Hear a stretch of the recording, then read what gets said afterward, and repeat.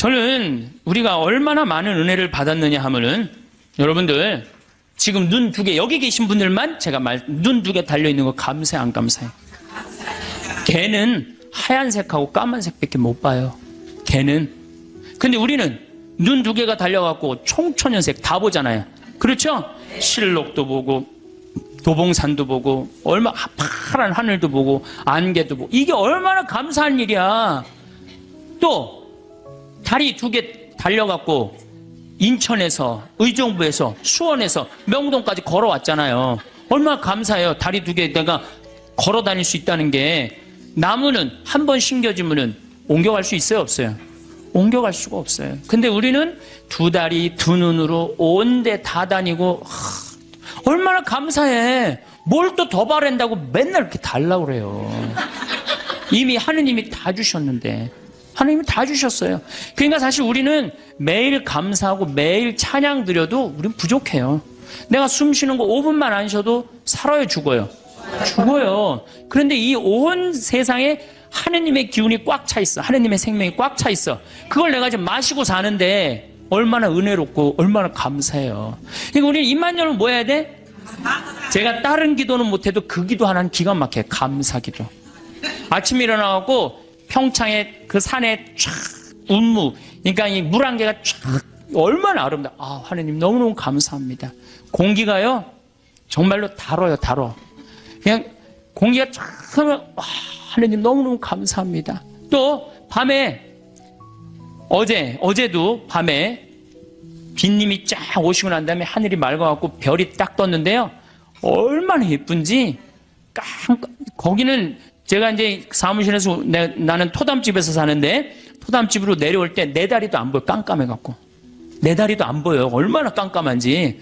근데 하늘의 별이 얼마나 영롱한지 몰라요. 요즘 목성이 얼마나 반짝반짝 거리는지 몰라요. 그 목성을 보고 얼마나 감사해요. 그러니까 저는 매일 감사해요. 그 기도 하나 내가 확실하게 해요. 그래서 저도 입만 열면 하루에 한 5번씩 감사하다 그래요. 감사합니다. 특별히 맛있는 거. 우리 밭에서 그냥 다 뜯어 먹거든요. 가지, 오이, 토마토, 상추, 치커리, 그 다음에 이제 무 나오면 또 그 먹으면 얼마나 맛있어요. 감사해요. 바랄 게 뭐 있어. 그냥 이렇게 삼시세끼 먹고 이 아름다운 데서 살면 됐지. 얼마나 감사해요. 그러니까 우리는 입만 열면 뭐 하면 돼? 감사하면 돼. 필요한 건 예수님이 뭐라 그래요? 아버지께서 너희들이 필요한 거 이미 다 알고 있는데 뭘 그렇게 말이 많으냐. 분명히 얘기했는데 우리가 그렇게 말이 많아. 천주교는 뭐 이렇게 달라고 막 그래요. 그래서 심지어 어떤 교우들은 나이 든 할머니들은 산에 오르다 보면은 선앙당 근처에 돌탑이 있으면 어떻게 해요? 거기다 하나 얹어놔요. 그리고 우리 손자 이번에 시험 잘 보게 해주십시오.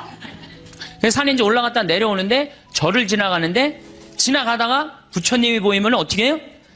또 왔다가 좀 찝찝하긴 하지만 내가 성당 다니니까 그래도 한번 절을 합니다. 부처님, 우리 손자 이번에 시험 잘 보게 해주십시오.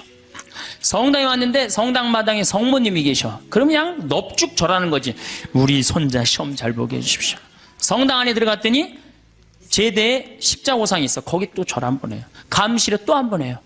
그러니까 이 할머니 마음속에는 무슨 심성이 들어있는 거예요?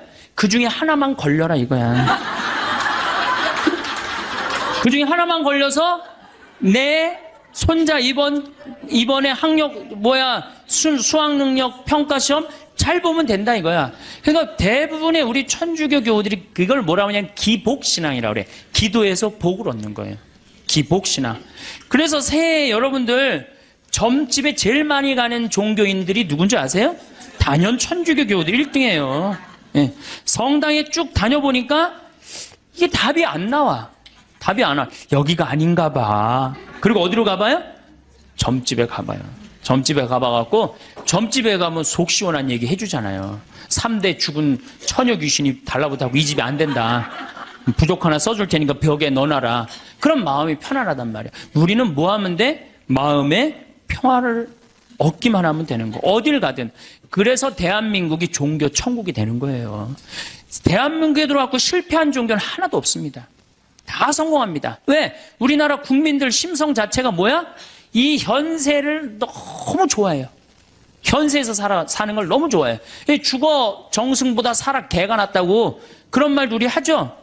우리 현실을 너무너무 좋아하는 거예요.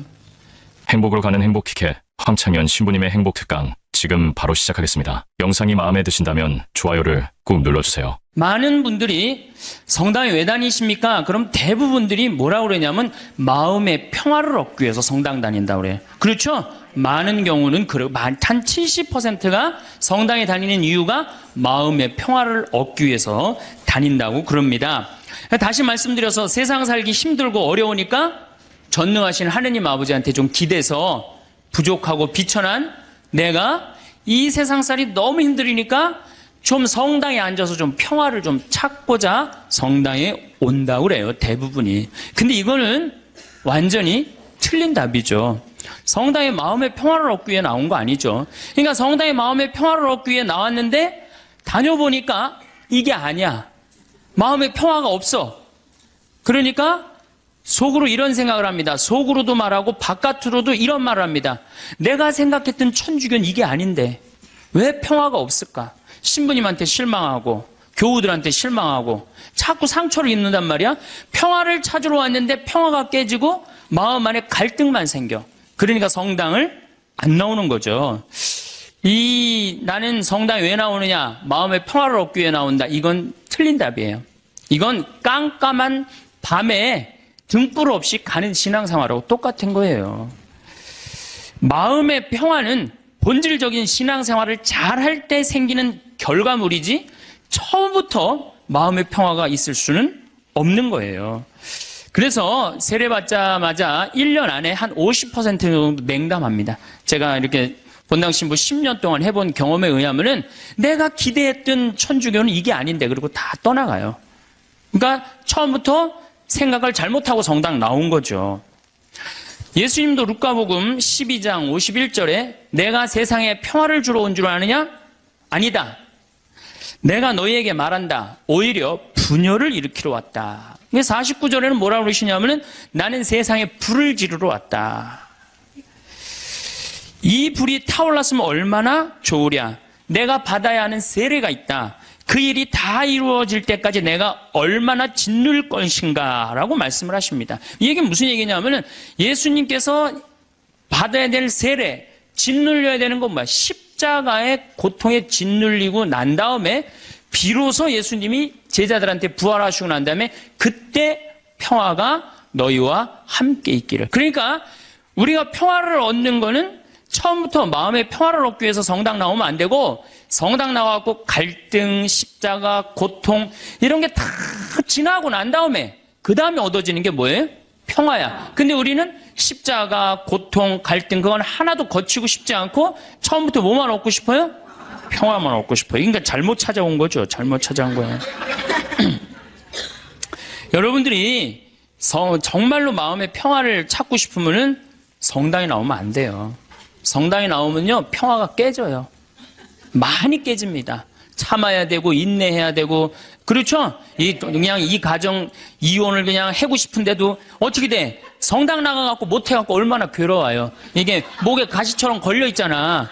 예? 그러니까 성당 나오면은 평화가 있는 건 아니에요. 성당 나오면 예수님 말씀대로 분열, 불이 일어나지 평화가 이루어지는 것은 절대 아닙니다. 그래서 여러분들 성당에 왜 나오십니까? 마음의 평화를 얻기 위해서. 절대 그런 생각하지 마세요. 성당 열심히 다니면 다닐수록 평화는 깨진다. 내가 하나님한테 가까이 가고 싶은 만큼 내 마음의 평화는 깨지게 돼 있어요. 그러니까 여러분들 주위에서 입교시킬 때 성당 나와봐. 마음 무지하게 편하네. 성당이 얼마나 마음에 평화로운데 이렇게 선교하는 거는 절대 하면 안 돼요. 성당 나와봐. 정말로 죽을 만큼 힘들 거야. 그 세례를 다 겪고 난 다음에 예수님이 그 십자가의 고통을 겪고 난 다음에 평화가 생겼듯이 자매도 이 세상 모든 걸 버리고 하느님의 아들로 딸로 태어나는데 시간이 걸린다. 그 전까지는 평화가 없다. 그렇게 선교를 해야지. 이건 뭐 살살 꼬시는 것도 아니고 사기치는 것도 아니고 성당 나오면 평화로워. 평화롭긴 뭐가 평화로워요. 성당 나오면 안 나가던 주일도 나가야 되고 해야 되는 묵주기도도 해야 되고 얼마나 옛날에 막 승질 부르고 그랬는데 성당 다니면 참아야 되고 평화롭지 않아요. 한국 천주교 첫 번째 교리책 천주교 요리 문답 320개 항목이 있어요. 옛날부터 성당 다니셨던 분들 뭐라 그래요?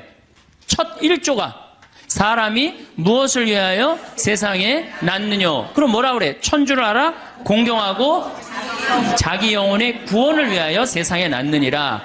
그러니까 내가 성당 나오는 이유는 하느님을 공경하기 위해서 나오는 거예요. 내 평화를 얻기 위한 게 아니라 누구를 위해서 나오는 거야?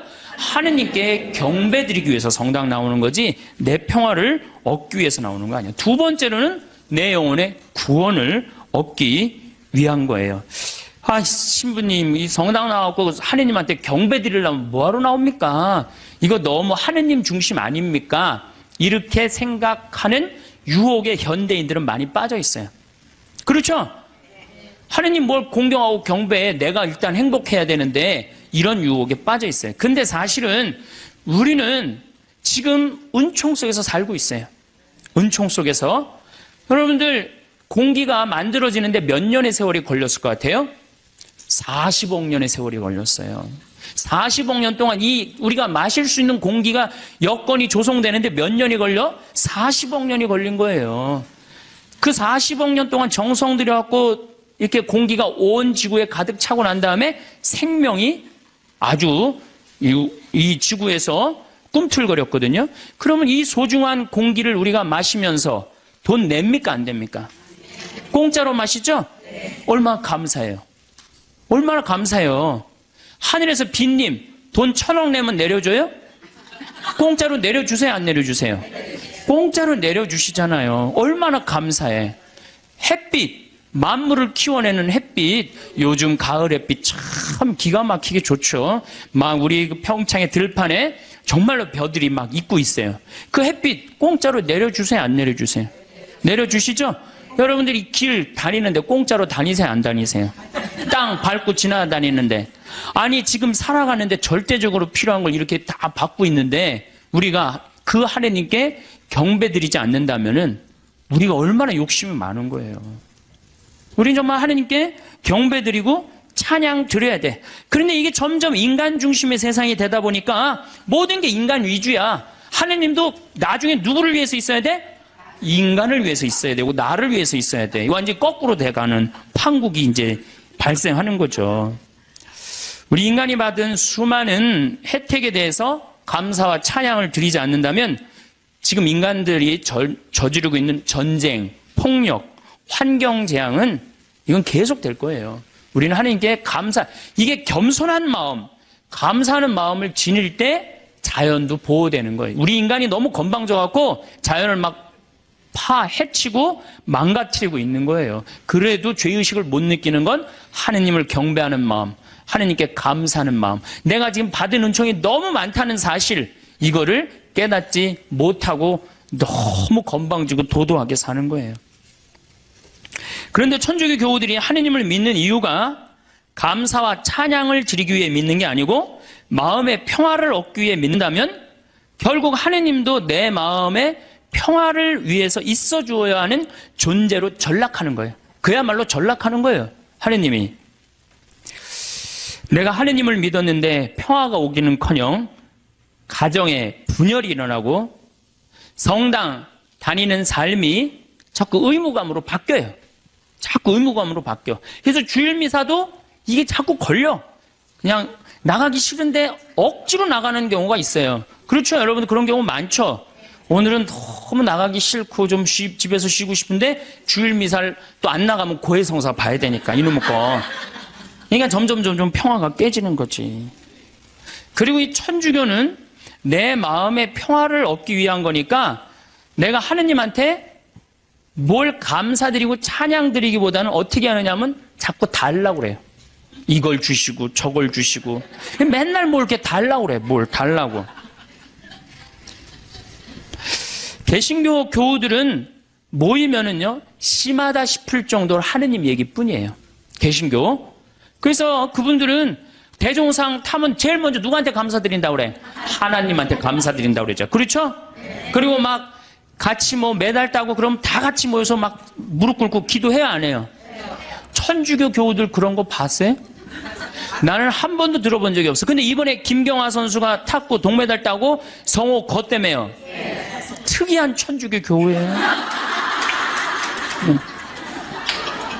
방수현 선수 이후로 다시 탄생한 특이한 천주교 교우들이에요. 천주교회는 하느님을 믿는다면서도 하느님의 일은 뒤로 한 채 사람의 일만 더 걱정하는 경향이 굉장히 많아요. 여기 있는 분들 대부분이 하느님의 일 걱정하는 것보다 누구 일 더 걱정해요? 내 일. 여러분들 세계에서 선교사가 제일 많이 나가 있는 나라는 미국이에요. 모든 선교제 다 나가 있어요. 그 다음에 선교사가 많이 나가 있는 나라가 어느 나라냐? 우리나라 개신교회. 세계에서 두 번째예요. 우리 근데 천주교 교우들은 나가요, 안 나가요? 내가 알기로도 한 100명 안 돼요. 지금 외방선교회하고 또 뭐 몇몇 수도회 뭐 이런 수녀님들하고 거의 없어요. 그러니까 우리는 하느님의 일은 걱정하지 않고 무슨 일 걱정해? 사람의 일을 걱정하는 거예요. 예수님이 마태오복음에 이런 얘기를 해요. 예루살렘에 올라가시면서 내가 예루살렘에 올라가면 고난을 받을 것이다. 그리고 3일 만에 살아날 것이다. 그러니까 베드로가 뭐라 그러냐? 맙소사 주님. 그런 일은 주님께 결코 일어나지 않을 것입니다. 하니까 예수님이 이런 말씀을 하세요. 사탄아, 내게서 물러가라. 너는 나에게 걸림돌이다. 너는 하느님의 일은 생각하지 않고 사람의 일만 생각하는구나. 여러분들, 하느님 믿는다면서 내가 하느님의 일을 더 많이 걱정해요? 사람의 일을 더 걱정해요? 사람이 솔직해서 좋습니다. 마음의 평화를 얻기 위해 신앙생활을 하시는 분들은 하느님의 일을 생각하기보다는 사람의 일을. 그러니까 우리 천주교 교우들은 어떨 때 보면 이게 믿는 집단인지 아니면 친목 집단인지 헷갈릴 때가 많아요. 네, 믿는 집단인지 친목 집단인지 헷갈릴 때가 많아요. 이 심지어 주일학교 애들 여름신앙학교 할 때도 보면은 아주 슬퍼요. 우리 평창에 모래내 교회가 3년 동안 왔어요. 모래내 개신교회가 3년 동안 왔는데 내가 이제 바빠갖고 전도사님을 계속 못 만났는데 3년째 내가 전도사님을 만나서 아유 우리 집에 이렇게 3년 때 오는데 어떻게 재밌으셨냐고 그랬더니 그 전도사님 하시는 말씀이 아우 우리 3일 동안 은혜 많이 받고 갑니다 그러는 거예요. 저는 주일학교부터 여름 신앙학교 여름 캠프 20년 동안 다니면서 은혜 많이 받았다라는 생각은 한 번도 해본 적이 없어요. 우리 천주교에서 여름 캠프 갔다 오고 난 다음에 어땠니? 무지하게 재밌었어 엄마. 이렇게 말하지 엄마 은혜 많이 받고 왔어 이렇게 말하는 애들이 있어요? 이게 출발점이 굉장히 틀린 거예요. 은혜 많이 받고 갔다는 거예요. 근데 우리 천주교는 재미야. 어느 정도로 재미를 추구하느냐면은 우리 생태마을에 그 주일 이제 지금은 그렇게 못하게 하는데 처음에 올 때는 본당 개인 프로그램을 하게 했어요. 오늘 주일학교 선생님 제일 먼저 찾는 게 무덤 어디 있냐는 거. 무덤. 우린 무덤이 굉장히 많거든요 뒤에. 무덤 저기 뒤에 무지하게 많다고. 왜 그러느냐고 그러니까 귀신놀이 하려고 그런다는 거예요. 귀신놀이. 담력 테스트 한다는 거예요. 아니 하느님 믿는데 왜 담력 테스트가 필요해요? 그 모래내 교회는 기도하고 찬송하고 성경 공부하고 기도하고 찬송하고 성경 공부 2박 3일 동안 그러는 거예요. 그러니까 은혜 많이 받고 갔다는 얘기가 나오지. 근데 우리는 담력 테스트, 그것도 귀신놀이. 아니 천주교 이름으로 여름 신앙학교 가갖고 귀신놀이 한다는 게 말이 돼요? 그러니까 애들이 6년 동안 귀신놀이를 하다 보니까 하느님하고 안 친하고 누구하고 친해? 귀신하고 친한 거야. 귀신하고. 그러니까 이게 귀신하고 너무 친하다 보니까 중학교 올라가면은 귀신하고 어깨동무하고 다 세상으로 나가는 거예요. 그래서 주일학교 1000명이면 중고등학교가 100명으로 줄어들어요. 900명은 귀신놀이를 너무 해갖고 하느님보다 귀신이 더 마음에 드는 거야. 귀신한테 꼬여갖고 나가는 거예요. 우리가 그 단순한 그거 하나만 하더라도 얼마나 하느님 얘기를 하지 않고 사느냐 그거 느낄 수 있어요. 캠프라는 것은 자연 안에서 텐트를 치고 노는 걸 캠프라고 그래요. 그런데 천주교의 여름에 가는 거 보세요. 신앙 캠프. 모든 단어를 캠프로 써요. 놀러 가겠다 이거예요. 신앙 그냥 걸어 놓는 거고 진짜 목적은 뭐야? 놀겠다는 거예요. 놀겠다. 산간, 신앙, 학교 얼마나 좋아요. 근데 우린 꼭 캠프라고 그래. 우리 교구도 교구 홈페이지에 여름 캠프 이렇게 써 있어요. 그냥 놀자는 거지. 내 마음의 평화만 있으면 돼. 성당 가갖고 하느님의 영광 이런 거 별로 중요하게 여기지 않는 거죠. 반대로 은혜 많이 받고 간다는 개신교는 감사, 찬양, 경배, 아멘, 알렐루야예요. 그래서 대부분 이 개신교 이렇게 제가 이렇게 방송 보면은 개신교 성도들은 기도할 때 어떻게 합니까? 손을 들고 눈을 하늘에 들고 해요. 그렇죠? 전부 다 손을 하늘을 향하잖아요. 천주교는 어디를 향하고 있어요? 땅바닥을 향하고 있어요. 평화방송 보면 천주교구들 다 어디 쳐다보고 있어? 땅바닥 쳐다보고 있는 거예요. 도대체 우리는 하느님이나 하늘에 관심이 없어요. 하느님이나 하늘에 관심이 없어요. 개신교 목사님들 설교하는 내용 들어보면요. 찬양, 영광, 감사, 알렐루야, 아멘이. 찬양에는 흥분과 기쁨이 있습니다. 그래서 저기 목사님들 예배 드릴 때 보면은 하느님 아버지께 감사한다고 그러고 찬양 드리고 그러느냐고 흥분하잖아요. 막 어떻게 몸을 주체를 못하면서 흥분하는 목사님들도 있잖아요. 천주교 신부님들 평화방송에서 미사하는 거 한번 보세요.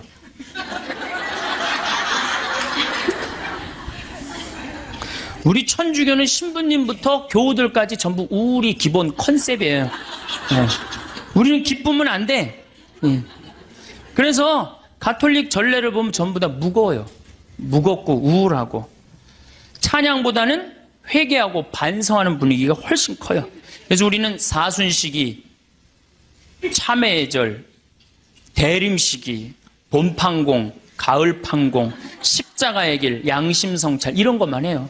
그러니까 우리 분위기는 어두컴컴하고 우울한 분위기예요. 그래서 여러분들 미사가 끝나고 나서 성당문을 열고 나가면서 나 오늘 하나님께 정말로 경배 드렸어. 나 오늘 하나님께 정말 영광 드렸어. 오늘 미사 때 너무 큰 감사와 찬양, 영광 드렸어. 그런 기분 드는 미사 있어요?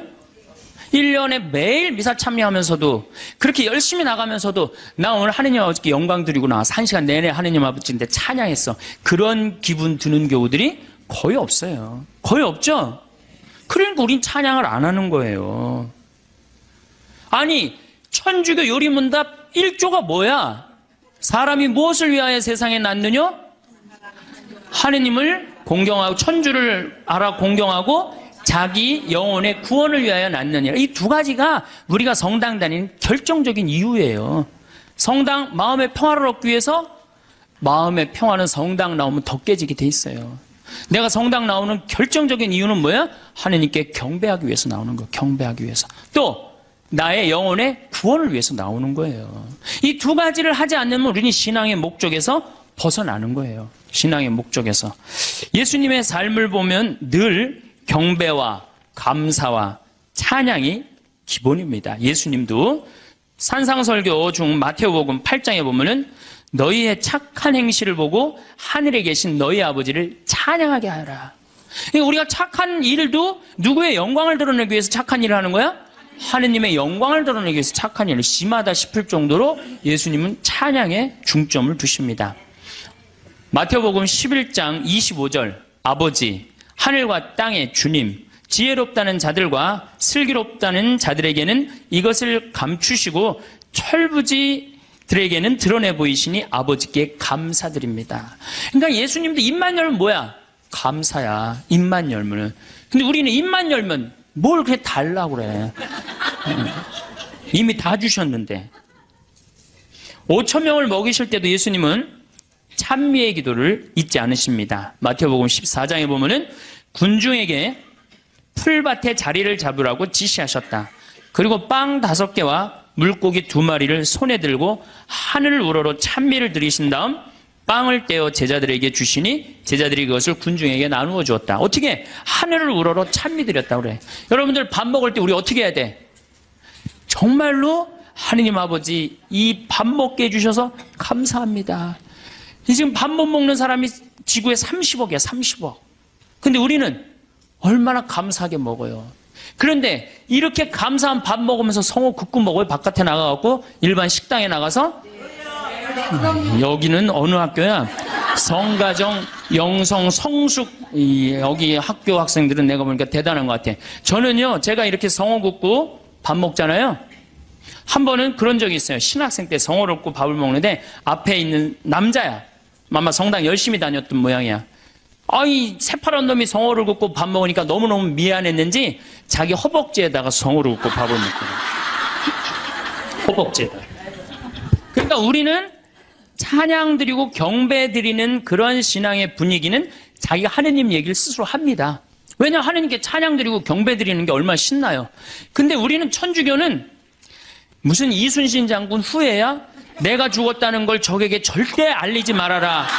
이거하고 똑같은 얘기를 해. 내가 천주교 신자라는 걸 절대 남에게 알리면 안 된다. 그래서 성호도 거요, 안 거요? 안 거요, 안 거. 밥 먹어. 여기 계신 분들은 긋고. 그래서 여러분들, 제가 또 어떤 교우가 나한테 와서 이 기가 막힌 얘기를 한 적이 있어요. 신부님, 우리 부장님이요. 내가 직장 생활을 10년 동안 같이 했는데 알고 봤더니 성당 다니는 거예요. 무지하게 열심히 하셔요, 우리 부장님이. 그러니까 10년 동안 다니면서도 성당 다닌다는 얘기를 안 한 거예요. 나의 죽음을 적에게 알리지 말라. 그렇게 말한 이순신 장군처럼 어떻게 내가 성당 다니는 거를 직원이 알면 안 되는 거야. 그러면서 그 아래 직원이 한다는 얘기가 있어. 천주교 신자 뭐가 틀려도 틀리다고. 내가 아무리 열심히 해도 그 성호도 안 굽고. 그게 무슨 신앙이에요. 신앙은 드러내는 거예요. 드러내는 게 곧 선교가 되는 거고. 근데 우리는 항상 오그라들어요. 항상. 예수님은 율법서에서 가장 큰 계명이 무엇이냐고 묻는 율법 교사에게 당연히 이렇게 말씀하십니다. 내 마음을 다하고 내 목숨을 다하고 내 정신을 다하여 주 너의 하느님을 사랑해야 한다. 이것이 가장 크고 첫째가는 계명이다. 그러니까 우리가 성당 나오는 이유가 뭐냐? 마음의 평화를 얻기 위해서? 아니라는 거예요. 그럼 마음의 평화를 얻기 위해서 성당 나오는 게 아니라 뭐하러 나오는 거예요? 하느님께 경배드리기 위해서 나오는 거예요. 왜? 하느님께 받은 은혜가 너무 많으니까. 얼마나 우리가 많은 은혜를 받았어요, 지금. 우리는 받은 은혜가 999가지야. 그 999가지를 정말로 감사드리고 찬양드리기도 바쁜데 못 받은 거 하나 달라고. 참, 그것도 하느님 부담스럽게 묵주기도 9일기도 해가면서 54일씩 매달려가면서 그냥 다 하려고 그러니 얼마나 정말 우리가 한심한 신앙생활을 합니까? 예수님은 죽음 바로 전에 당신 머리에 향유를 부은 여인의 행동을 칭찬하십니다. 어떤 여자가 매우 값진 향유가 된 옥합을 가지고 다가와 식탁에 앉아 계시는 그분 머리에 향유를 부었다. 제자들이 보고 불쾌하며 말하였다. 왜 이렇게 허투루 쓰는가? 저것을 비싸게 팔아 가난한 이들에게 나누어 줄 수도 있을 터인데. 근데 예수님은 이 여인의 행동을 말리지 않습니다. 놔둬라. 이 여인의 오늘 이 행위는 세상 복음 전해지는 끝까지 복음과 함께 전해질 것이다. 그 향유가 200데나리온, 200데나리온. 한 데나리온이 하루 일당이에요. 우리나라 돈으로 이제 하루 일당 한 5만 원으로 따진다면 얼마야? 1,000만 원어치 쏟아부은 거예요. 예수님 머리에 1,000만 원어치 쏟아부은 거예요. 그러면은 우리가 봐도 심하다 싶을죠? 그러니까 제자들이 왜 이렇게 허투루 쓰냐? 이거 가난한 사람한테 나누어 줄 수도 있는데. 그런데 정작 예수님이 거절하십니까? 안 거절하십니까? 거절하지 않으세요. 우리가 하느님께 바치는 건 최고여야 돼. 끄트머리가 아니고. 그래서 아닌 말로 교무금도 우리가 미루다 11월 달 그것도 성탄절날 그냥 그날 내는 분들도 많아요. 그러니까 우리가 하느님께 맨 뒤로 가고 세상 일이 제일 먼저가 되는 거예요. 우선 내 문제 해결하고 난 다음에 그 다음에 하느님은 나중에 봐도 되니까. 하느님께 첫 번째 첩배, 맛배를 드려야 되는데 우리는 항상 맨 끝에 일단 내 마음의 평화가 더 중요한 거예요. 내가 마음이 평화로우면 그때, 많이 평화로우면 그때 내고 그때 안 평화로우면 안 내. 안 내도 되는 거야. 성찬례를 봐도 예수님은 하느님께 얼마나 애절하게 감사 기도를 드렸는지 알 수 있습니다. 스스로 원하신 순환이 다가오자 예수께서는 빵을 들고 감사를 드리신다. 항상 감사하는 거 잊지 않으셨어요. 찬양하는 거 잊지 않으셨어요. 쪼개어 제자들에게 주시며 말씀하셨다. 또 이어 잔을 들어 다시 감사를 드리신 다음 제자들에게 말씀하셨다. 그러니까 예수님도 입만 열면 뭐 하셨어요? 감사하고 찬양했단 말이야. 근데 우리도 어떻게 해야 돼? 입만 열면 어떻게 해야 돼? 감사하고 찬양해야 되는데 사실은 그런 신앙생활을 하기란 우리가 방향을 잘못 잡았기 때문에 별로 없어요. 요즘 조금 분위기가 그래도 천주교가 감사, 찬양의 분위기가 그래도 조금 살아나요. 요즘 천주교가. 그래서 요즘 그런 면에서는 제가 정말 우리 천주교가 제대로 가고 있구나 그런 생각이 듭니다. 저는 우리가 얼마나 많은 은혜를 받았느냐 하면은 여러분들 지금 눈 두 개 여기 계신 분들만 제가 눈 두 개 달려있는 거 감사해 안 감사해? 걔는 하얀색하고 까만색밖에 못 봐요. 걔는. 근데 우리는 눈 두 개가 달려갖고 총천연색 다 보잖아요. 그렇죠? 실록도 보고 도봉산도 보고 얼마 파란 하늘도 보고 안개도 보고 이게 얼마나 감사한 일이야. 또 다리 두 개 달려갖고 인천에서 의정부에서 수원에서 명동까지 걸어왔잖아요. 얼마나 감사해요. 다리 두 개 내가 걸어 다닐 수 있다는 게. 나무는 한 번 심겨지면은 옮겨갈 수 있어요, 없어요? 옮겨갈 수가 없어요. 근데 우리는 두 다리, 두 눈으로 온 데 다 다니고, 얼마나 감사해. 뭘 또 더 바란다고 맨날 이렇게 달라고 그래요. 이미 하느님이 다 주셨는데. 하느님이 다 주셨어요. 그러니까 사실 우리는 매일 감사하고 매일 찬양 드려도 우리는 부족해요. 내가 숨 쉬는 거 5분만 안 쉬어도 살아요, 죽어요? 죽어요. 그런데 이 온 세상에 하느님의 기운이 꽉 차 있어. 하느님의 생명이 꽉 차 있어. 그걸 내가 지금 마시고 사는데 얼마나 은혜롭고 얼마나 감사해요. 그러니까 우리는 입만 열면 뭐 해야 돼? 제가 다른 기도는 못해도 그 기도 하나는 기가 막혀요. 감사 기도. 아침에 일어나갖고 평창에 그 산에 쫙 운무, 그러니까 이 물안개가 쫙 얼마나 아름다워. 하느님 너무너무 감사합니다. 공기가요 정말로 달아요, 달아. 그냥 공기가 쫙 하면 하느님 너무너무 감사합니다. 또 밤에 어제도 밤에 빈님이 쫙 오시고 난 다음에 하늘이 맑아갖고 별이 딱 떴는데요.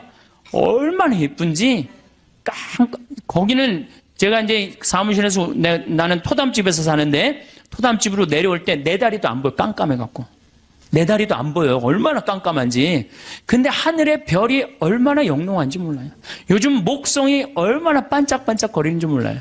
그 목성을 보고 얼마나 감사해요. 그러니까 저는 매일 감사해요. 그 기도 하나는 내가 확실하게 해요. 그래서 저도 입만 열면 하루에 한 5번씩 감사하다고 해요. 감사합니다. 특별히 맛있는 거. 우리 밭에서 그냥 다 뜯어 먹거든요. 가지, 오이, 토마토, 상추, 치커리, 그 다음에 이제 무 나오면 또 그 먹으면 얼마나 맛있어요. 감사해요. 바랄 게 뭐 있어. 그냥 이렇게 삼시세끼 먹고 이 아름다운 데서 살면 됐지. 얼마나 감사해요. 그러니까 우리는 입만 열면 뭐 하면 돼? 감사하면 돼.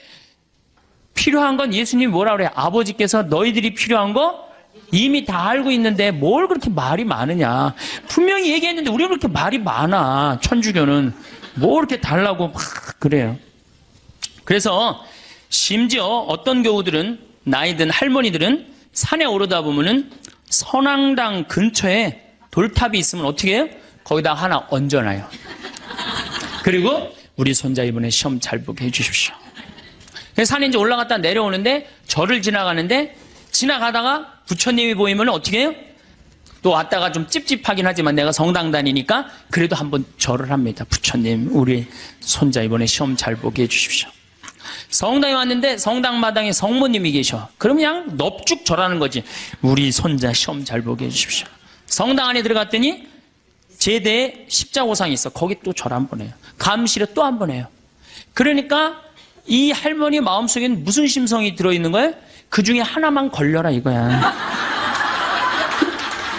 그 중에 하나만 걸려서 내 손자 이번에 학력 수학 능력 평가 시험 잘 보면 된다 이거야. 그러니까 대부분의 우리 천주교 교우들이 그걸 뭐라고 하냐면 기복신앙이라고 그래. 기도해서 복을 얻는 거예요. 기복신앙. 그래서 새해 여러분들 점집에 제일 많이 가는 종교인들이 누군지 아세요? 단연 천주교 교우들 1등이에요. 예. 성당에 쭉 다녀보니까 이게 답이 안 나와. 답이 안 와. 여기가 아닌가 봐. 그리고 어디로 가봐요? 점집에 가봐요. 점집에 가봐갖고 점집에 가면 속 시원한 얘기 해주잖아요. 3대 죽은 처녀 귀신이 달라붙하고 이 집이 안 된다. 부족 하나 써줄 테니까 벽에 넣어놔라. 그럼 마음이 편안하단 말이야. 우리는 뭐 하면 돼? 마음에 평화를 얻기만 하면 되는 거. 어딜 가든. 그래서 대한민국이 종교 천국이 되는 거예요. 대한민국에 들어왔고 실패한 종교는 하나도 없습니다. 다 성공합니다. 왜? 우리나라 국민들 심성 자체가 뭐야? 이 현세를 너무 좋아해요. 현세에서 사는 걸 너무 좋아해요. 죽어 정승보다 살아 개가 낫다고 그런 말도 우리 하죠? 그러니까 우리 현실을 너무너무 좋아하는 거예요. 그러니까 우리 이제 곧 추석이 다가오는데 참 재미난 게 있어요. 제가 이렇게 외국을 다녀보거나 여러 군데 다녀보면요. 무덤이 다 동네 한가운데 있어요. 무덤이. 그래갖고 그냥 동네에 그냥 퇴근하는 길에 꽃 하나 갖다 놓고 출근하는 길에 인사 한번 하고 그런단 말이야. 근데 우리는 그냥 얼마나 멀리 갔다가 묻어놓는지 죽는 게 그렇게 싫은 거예요. 그래갖고 그냥 무지하게 멀리 갔다가 묻어놔. 그리고 그냥 그걸 1년에 전 국민이 똑같은 날 다 보러 간다고. 아니 죽는 날은 다 틀린데 왜 보러 가는 날은 다 똑같아. 그냥 추석하고 구정만 되면 그냥 막 이게 참 그만큼 우린 죽음을 싫어하는 거예요. 살아서 복 받으면 되는 거예요. 그러니까 우리는 내세 영원한 생명, 제가 이거 4번째 시간 때 이 강의를 할 건데 영원한 생명에 대한 간절한 소망이 없어요. 이 세상에서 어떻게 하면 돼? 행복하면 돼. 내 마음의 평화를 얻으면 돼. 성당에 왜 나오십니까? 마음의 평화를 얻기 위해. 나오지 마세요. 마음의 평화는요, 예수님이 언제 공식적으로 빌어줬느냐, 부활하시고 난 다음에 제자들이 그때 예수님은 치를 것 다 치르고 그러고 난 다음에 너희에게 평화가 있기를. 여러분들도 진정한 마음의 평화는 뭐예요? 단계, 신앙의 단계, 성숙의 단계, 여기 보니까 성숙이라고 써놨는데 성숙의 단계를 다 거치고 난 다음에 어느 정도 경지에 오르고 난 다음에 그때서 흔들리지 않는 평화가 생기는 거예요. 그러니까 그 단계까지 가야지. 가기도 전에 아무것도 없으면서 평화, 그럼 평화가 옵니까? 우리의 신앙이 감사의 신앙생활이 제일 우선이라는 표현을 우리는 매일매일 하고 있어요. 미사 때마다 우리는 감사라는 날을 무지하게 씁니다. 미사 때마다. 그런데 우리가 앵무새처럼 되뇌이기만 하기 때문에 그걸 잘 몰라요.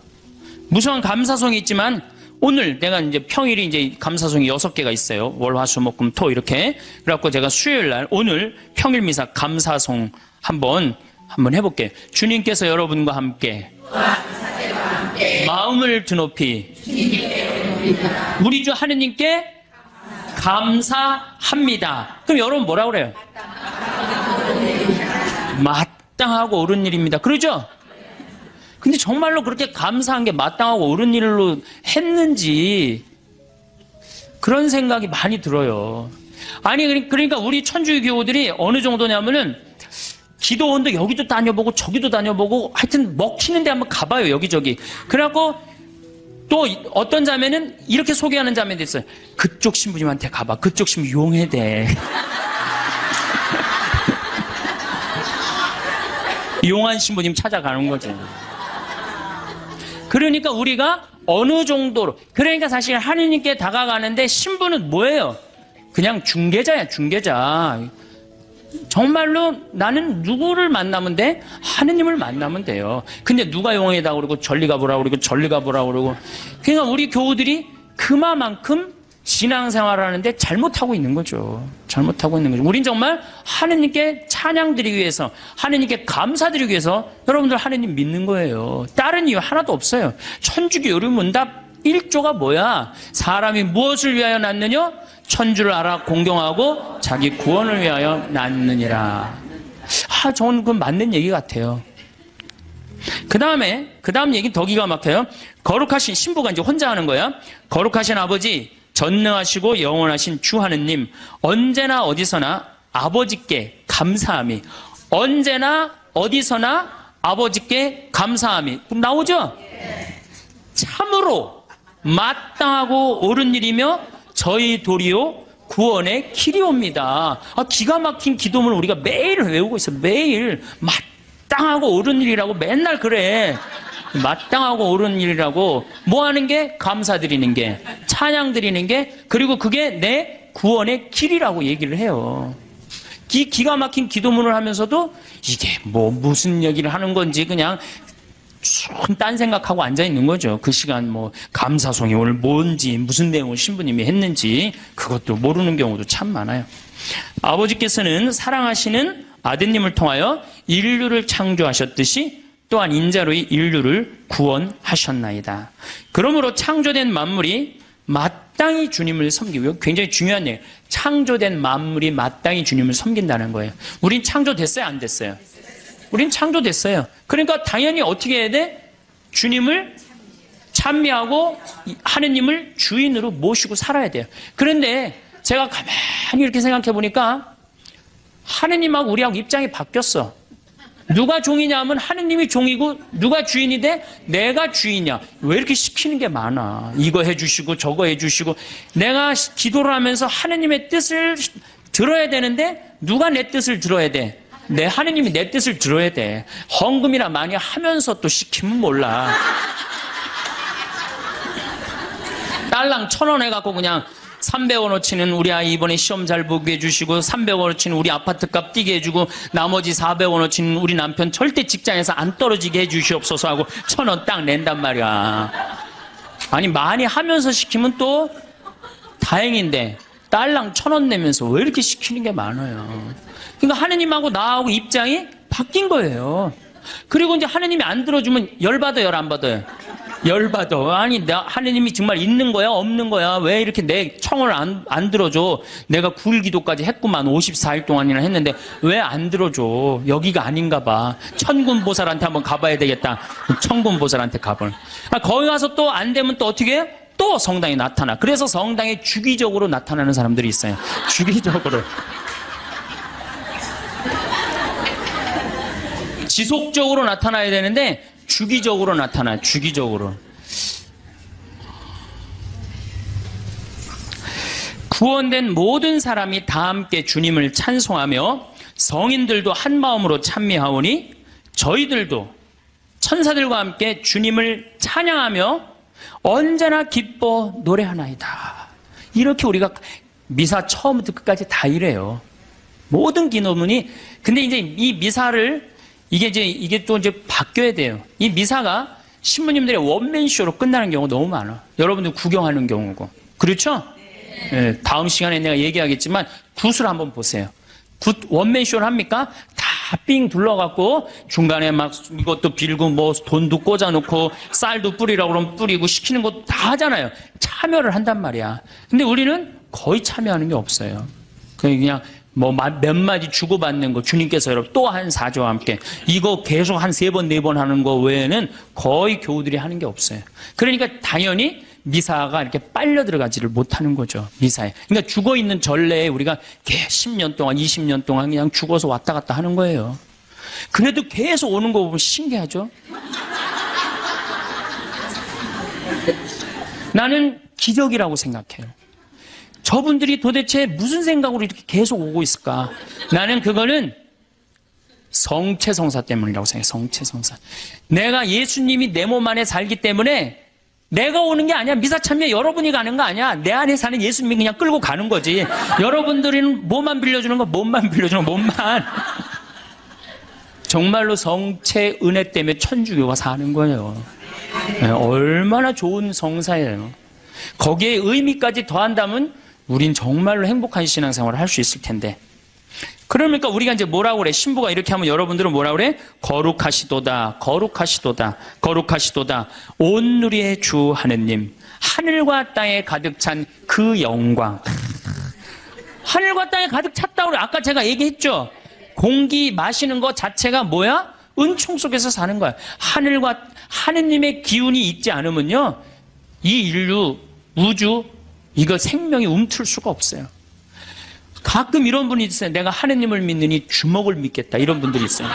그럼 제가 그런 글도 썼는데, 주먹을 믿겠다고? 주먹이 공기 만들어내는데 무슨 일을 했는데, 주먹이 하늘에 빗님 내리는데 무슨 일을 했는데, 주먹이 태양빛 만들어내는데 무슨 일을 했는데, 그렇게 주먹이 좋으면은 주먹하고 저 화성에 가서 살아라. 영하 200도 되는 데 가서 살아라. 주먹이 다 해줄 테니까. 우리 인간이요, 너무 교만해 있어요, 지금. 과학이 발달해갖고 인간이 최고인 줄 알고 착각하고 있어요. 우리는 한순간도 하느님의 은총이 없으면 우리는 한순간도 못 살아요. 그래서 여기 뭐라 그래? 온 누리의 주 하느님, 하늘과 땅에 가득 찬 그 영광. 이렇게 노래를 했잖아. 높은 데서 호산나. 주님의 이름으로 오시는 분 찬미 받으소서. 듣고 보니까 찬미라는 말을 무지하게 많이 하죠? 우리가. 그런데도 우리가 죽어있는 전례에 참여를 하다 보니까 정말로 찬미하는 기분, 찬양하는 그런 기분이 안 들어요. 그러면은 도대체 어떻게 하느님께 경배 드려야 되느냐? 이거는 춤을 춰야 돼, 하느님 앞에서. 우리가 하느님께 춤을 춰드려야지 경배하는 거예요. 근데 우리 춤 춰요, 안 춰요? 아까 보니까 막 추대 보니까. 근데 미사 때 춤 춰요, 안 춰요? 우리 주 전례는 미사예요. 미사 때 춤 안 추죠. 그렇죠? 하나님 기쁘게 해드리지 않는 거예요. 성가 잘해요, 못해요? 솔직히 성가, 내가 다음 시간에 이제 성가 얘기하겠지만은 성가, 이거 장송곡 안 되면 다행이에요. 요즘 또 이제 순교자 성월이라 또 이제 더 청승을 떨면서 더 부르지. 그 다음에 시편. 여러분들 시편 외우는 거 내가 답답할 때 한두 개 정도 탁 나오는 시편 있을까요? 우리 천주교교들. 그래. 여긴 성숙 학교라 확실히 많이 틀린 것 같아. 정말 우리 시편도 제대로 외우는 거 없어요. 시편도. 그럼 그림이라도 하느님을 찬미드려야 되는데 그나마 천주교가 제일 잘하는 게 이 그림이에요. 요 네 가지를 내가 이제 남은 2시간 동안 4가지에 대해서 이야기를 나누도록. 어떻게 하면 하느님께 경배를 잘 드릴 수 있느냐? 많은 분들이 성당에 왜 다니십니까? 그럼 대부분들이 뭐라고 그러냐면 마음의 평화를 얻기 위해서 성당 다닌다고 그래요. 그렇죠? 많은 경우는 한 70%가 성당에 다니는 이유가 마음의 평화를 얻기 위해서 다닌다고 그럽니다. 다시 말씀드려서 세상 살기 힘들고 어려우니까 전능하신 하느님 아버지한테 좀 기대서 부족하고 비천한 내가 이 세상살이 너무 힘들으니까 좀 성당에 앉아서 좀 평화를 좀 찾고자 성당에 온다고 그래요, 대부분이. 근데 이거는 완전히 틀린 답이죠. 성당에 마음의 평화를 얻기 위해 나온 거 아니죠. 그러니까 성당에 마음의 평화를 얻기 위해 나왔는데 다녀보니까 이게 아니야. 마음의 평화가 없어. 그러니까 속으로 이런 생각을 합니다. 속으로도 말하고 바깥으로도 이런 말을 합니다. 내가 생각했던 천주교는 이게 아닌데 왜 평화가 없을까? 신부님한테 실망하고 교우들한테 실망하고 자꾸 상처를 입는단 말이야. 평화를 찾으러 왔는데 평화가 깨지고 마음 안에 갈등만 생겨. 그러니까 성당을 안 나오는 거죠. 나는 성당에 왜 나오느냐? 마음의 평화를 얻기 위해 나온다. 이건 틀린 답이에요. 이건 깜깜한 밤에 등불 없이 가는 신앙생활하고 똑같은 거예요. 마음의 평화는 본질적인 신앙생활을 잘할 때 생기는 결과물이지 처음부터 마음의 평화가 있을 수는 없는 거예요. 그래서 세례받자마자 1년 안에 한 50% 정도 냉담합니다. 제가 이렇게 본당 신부 10년 동안 해본 경험에 의하면은 내가 기대했던 천주교는 이게 아닌데 그리고 다 떠나가요. 그러니까 처음부터 생각을 잘못하고 성당 나온 거죠. 예수님도 루카복음 12장 51절에 내가 세상에 평화를 주러 온 줄 아느냐? 아니다. 내가 너희에게 말한다. 오히려 분열을 일으키러 왔다. 49절에는 뭐라고 그러시냐면은 나는 세상에 불을 지르러 왔다. 이 불이 타올랐으면 얼마나 좋으랴. 내가 받아야 하는 세례가 있다. 그 일이 다 이루어질 때까지 내가 얼마나 짓눌 것인가라고 말씀을 하십니다. 이 얘기는 무슨 얘기냐면은 예수님께서 받아야 될 세례, 짓눌려야 되는 건 뭐야? 십자가의 고통에 짓눌리고 난 다음에 비로소 예수님이 제자들한테 부활하시고 난 다음에 그때 평화가 너희와 함께 있기를. 그러니까 우리가 평화를 얻는 거는 처음부터 마음의 평화를 얻기 위해서 성당 나오면 안 되고, 성당 나와갖고 갈등, 십자가, 고통 이런 게 다 지나고 난 다음에 그 다음에 얻어지는 게 뭐예요? 평화야. 근데 우리는 십자가, 고통, 갈등 그건 하나도 거치고 싶지 않고 처음부터 뭐만 얻고 싶어요? 평화만 얻고 싶어요. 그러니까 잘못 찾아온 거죠. 잘못 찾아온 거예요. 여러분들이 정말로 마음의 평화를 찾고 싶으면은 성당에 나오면 안 돼요. 성당에 나오면요, 평화가 깨져요. 많이 깨집니다. 참아야 되고, 인내해야 되고, 그렇죠? 그냥 이 가정, 이혼을 그냥 하고 싶은데도 어떻게 돼? 성당 나가갖고 못해갖고 얼마나 괴로워요. 이게 목에 가시처럼 걸려있잖아. 예? 그러니까 성당 나오면은 평화가 있는 건 아니에요. 성당 나오면 예수님 말씀대로 분열, 불이 일어나지 평화가 이루어지는 것은 절대 아닙니다. 그래서 여러분들 성당에 왜 나오십니까? 마음의 평화를 얻기 위해서. 절대 그런 생각하지 마세요. 성당 열심히 다니면 다닐수록 평화는 깨진다. 내가 하나님한테 가까이 가고 싶으면 가고 싶은 만큼 내 마음의 평화는 깨지게 돼 있어요.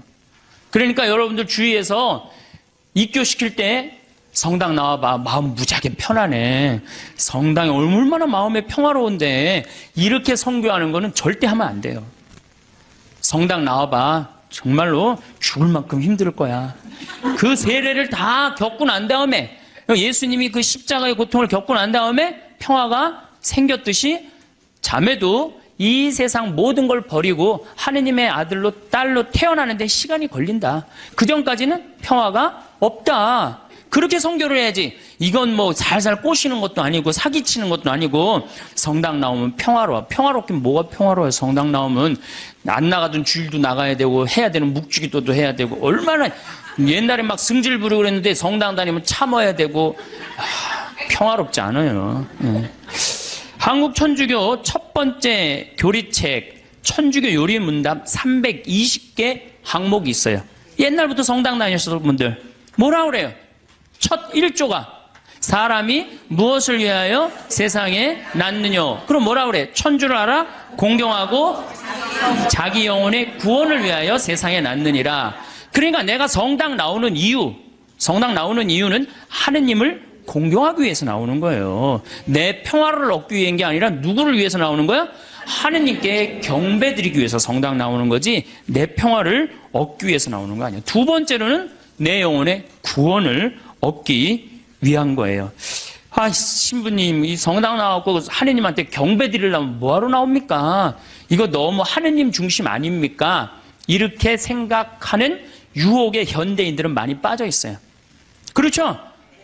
하느님 뭘 공경하고 경배해. 내가 일단 행복해야 되는데 이런 유혹에 빠져 있어요. 근데 사실은 우리는 지금 은총 속에서 살고 있어요.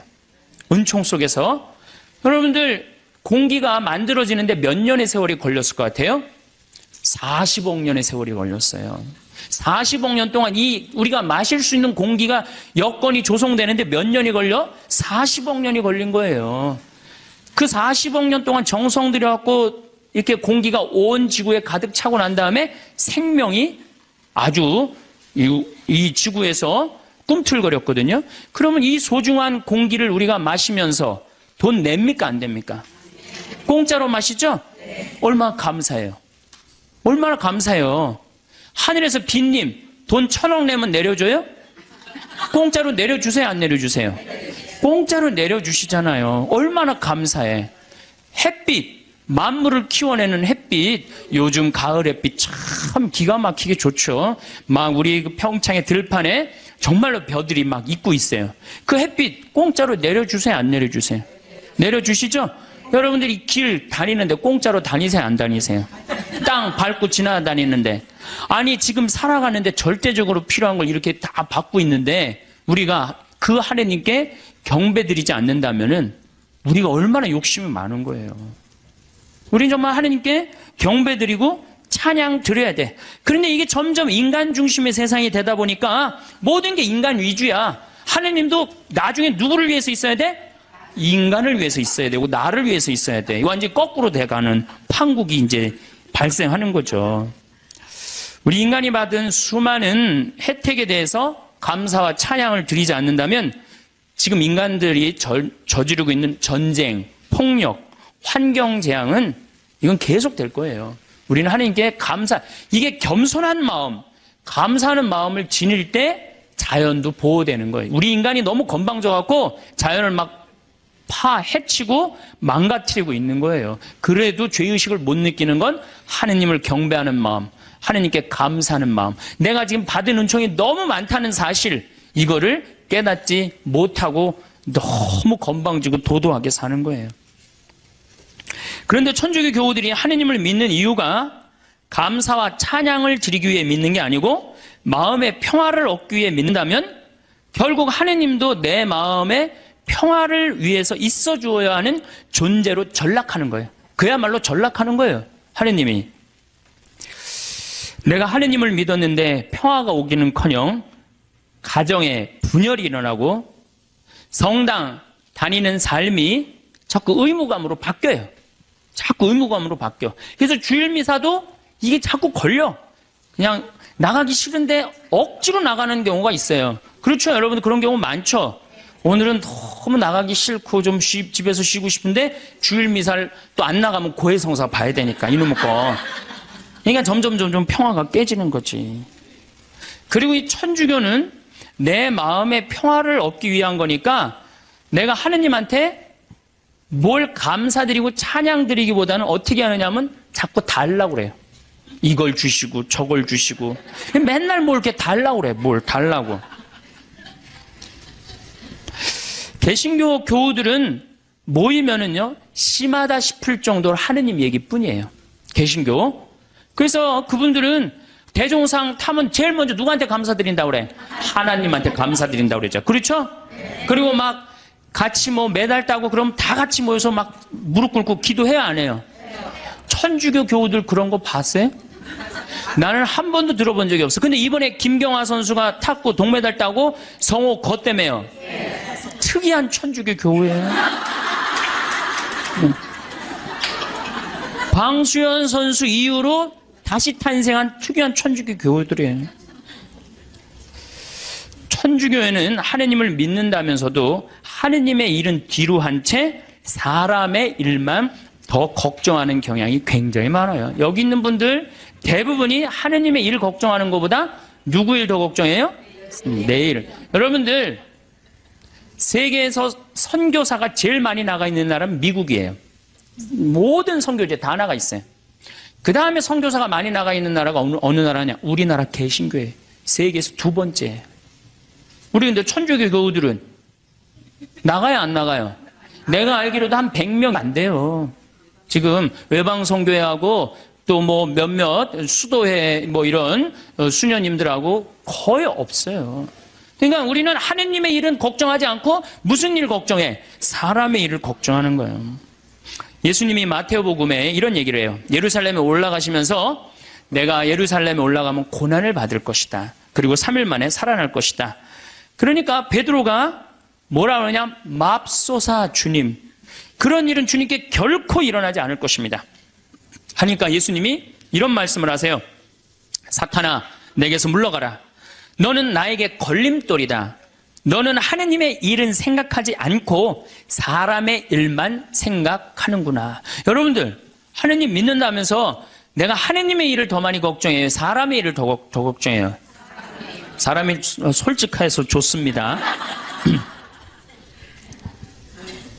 마음의 평화를 얻기 위해 신앙생활을 하시는 분들은 하느님의 일을 생각하기보다는 사람의 일을. 그러니까 우리 천주교 교우들은 어떨 때 보면 이게 믿는 집단인지 아니면 친목 집단인지 헷갈릴 때가 많아요. 네, 믿는 집단인지 친목 집단인지 헷갈릴 때가 많아요. 이 심지어 주일학교 애들 여름신앙학교 할 때도 보면은 아주 슬퍼요.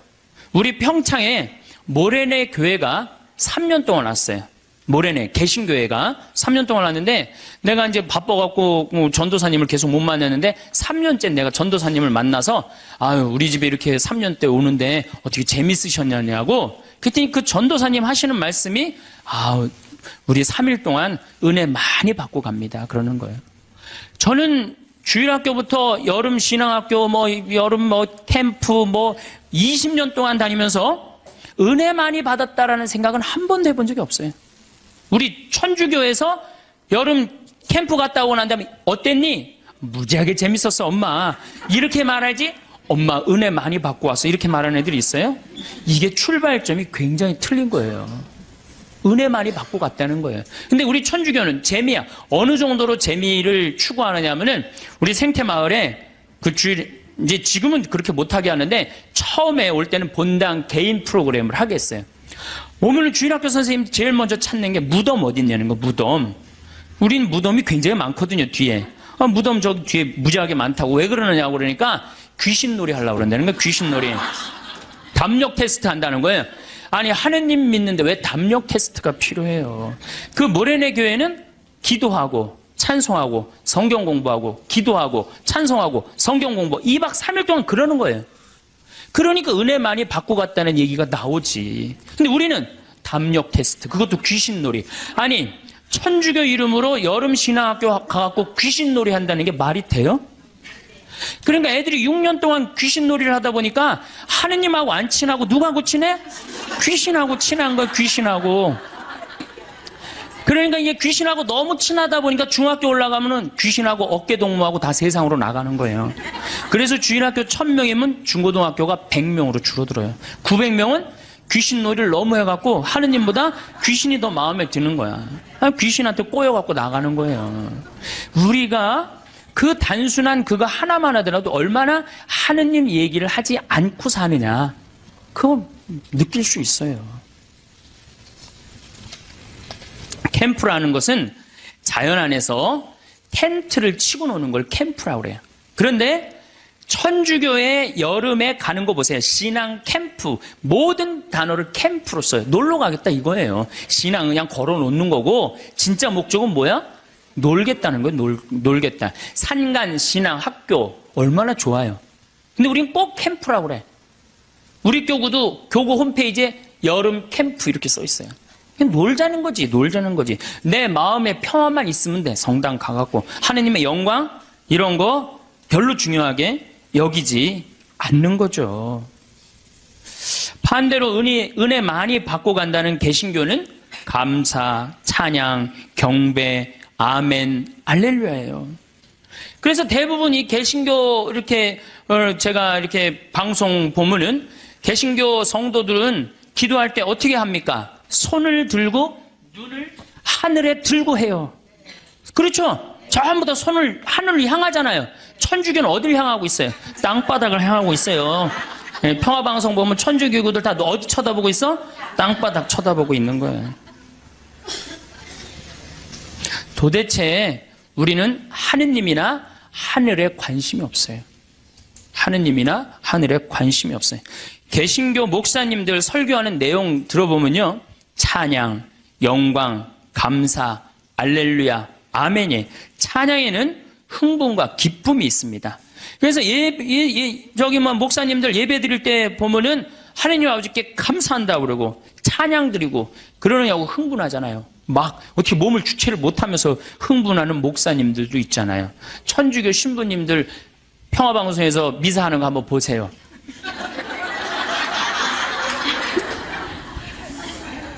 우리 천주교는 신부님부터 교우들까지 전부 우리 기본 컨셉이에요. 네. 우리는 기쁘면 안 돼. 네. 그래서 가톨릭 전례를 보면 전부 다 무거워요. 무겁고 우울하고. 찬양보다는 회개하고 반성하는 분위기가 훨씬 커요. 그래서 우리는 사순시기, 참회의 절, 대림시기, 봄판공, 가을판공, 십자가의 길, 양심성찰 이런 것만 해요. 그러니까 우리 분위기는 어두컴컴하고 우울한 분위기예요. 그래서 여러분들 미사가 끝나고 나서 성당문을 열고 나가면서 나 오늘 하나님께 정말로 경배드렸어. 나 오늘 하나님께 정말 영광 드렸어. 오늘 미사 때 너무 큰 감사와 찬양, 영광 드렸어. 그런 기분 드는 미사 있어요? 1년에 매일 미사 참여하면서도 그렇게 열심히 나가면서도 나 오늘 하나님 아버지께 영광 드리고 나와서 1시간 내내 하나님 아버지인데 찬양했어. 그런 기분 드는 교우들이 거의 없어요. 거의 없죠? 그러니까 우린 찬양을 안 하는 거예요. 아니, 천주교 요리문답 1조가 뭐야? 사람이 무엇을 위하여 세상에 났느냐? 하느님을 공경하고 천주를 알아 공경하고 자기 영혼의 구원을 위하여 낳느니라. 이 두 가지가 우리가 성당 다니는 결정적인 이유예요. 성당, 마음의 평화를 얻기 위해서 마음의 평화는 성당 나오면 더 깨지게 돼 있어요. 내가 성당 나오는 결정적인 이유는 뭐야? 하느님께 경배하기 위해서 나오는 거, 경배하기 위해서. 또 나의 영혼의 구원을 위해서 나오는 거예요. 이 두 가지를 하지 않으면 우리는 신앙의 목적에서 벗어나는 거예요. 신앙의 목적에서. 예수님의 삶을 보면 늘 경배와 감사와 찬양이 기본입니다. 예수님도 산상설교 중 마태복음 8장에 보면은 너희의 착한 행실을 보고 하늘에 계신 너희 아버지를 찬양하게 하라. 그러니까 우리가 착한 일도 누구의 영광을 드러내기 위해서 착한 일을 하는 거야? 하느님의 영광을 드러내기 위해서 착한 일을 심하다 싶을 정도로 예수님은 찬양에 중점을 두십니다. 마태복음 11장 25절 아버지 하늘과 땅의 주님 지혜롭다는 자들과 슬기롭다는 자들에게는 이것을 감추시고 철부지들에게는 드러내 보이시니 아버지께 감사드립니다. 그러니까 예수님도 입만 열면 뭐야? 감사야. 입만 열면. 근데 우리는 입만 열면 뭘 그렇게 달라고 그래. 이미 다 주셨는데. 5천 명을 먹이실 때도 예수님은 찬미의 기도를 잊지 않으십니다. 마태복음 14장에 보면은 군중에게 풀밭에 자리를 잡으라고 지시하셨다. 그리고 빵 5개와 물고기 2마리를 손에 들고 하늘을 우러러 찬미를 드리신 다음 빵을 떼어 제자들에게 주시니 제자들이 그것을 군중에게 나누어 주었다. 어떻게? 하늘을 우러러 찬미 드렸다 그래. 여러분들 밥 먹을 때 우리 어떻게 해야 돼? 정말로 하느님 아버지 이 밥 먹게 해주셔서 감사합니다. 지금 밥 못 먹는 사람이 지구에 30억이야 30억. 근데 우리는 얼마나 감사하게 먹어요. 그런데 이렇게 감사한 밥 먹으면서 성호 굽고 먹어요? 바깥에 나가갖고 일반 식당에 나가서? 여기는 어느 학교야? 성가정, 영성, 성숙 여기 학교 학생들은 내가 보니까 대단한 것 같아. 저는요 제가 이렇게 성호 굽고 밥 먹잖아요. 한 번은 그런 적이 있어요. 신학생 때 성호를 굽고 밥을 먹는데 앞에 있는 남자야. 아마 성당 열심히 다녔던 모양이야. 아이 새파란 놈이 성호를 굽고 밥 먹으니까 너무너무 미안했는지 자기 허벅지에다가 성호를 굽고 밥을 먹거든요. 허벅지에다. 그러니까 우리는 찬양 드리고 경배 드리는 그런 신앙의 분위기는 자기가 하느님 얘기를 스스로 합니다.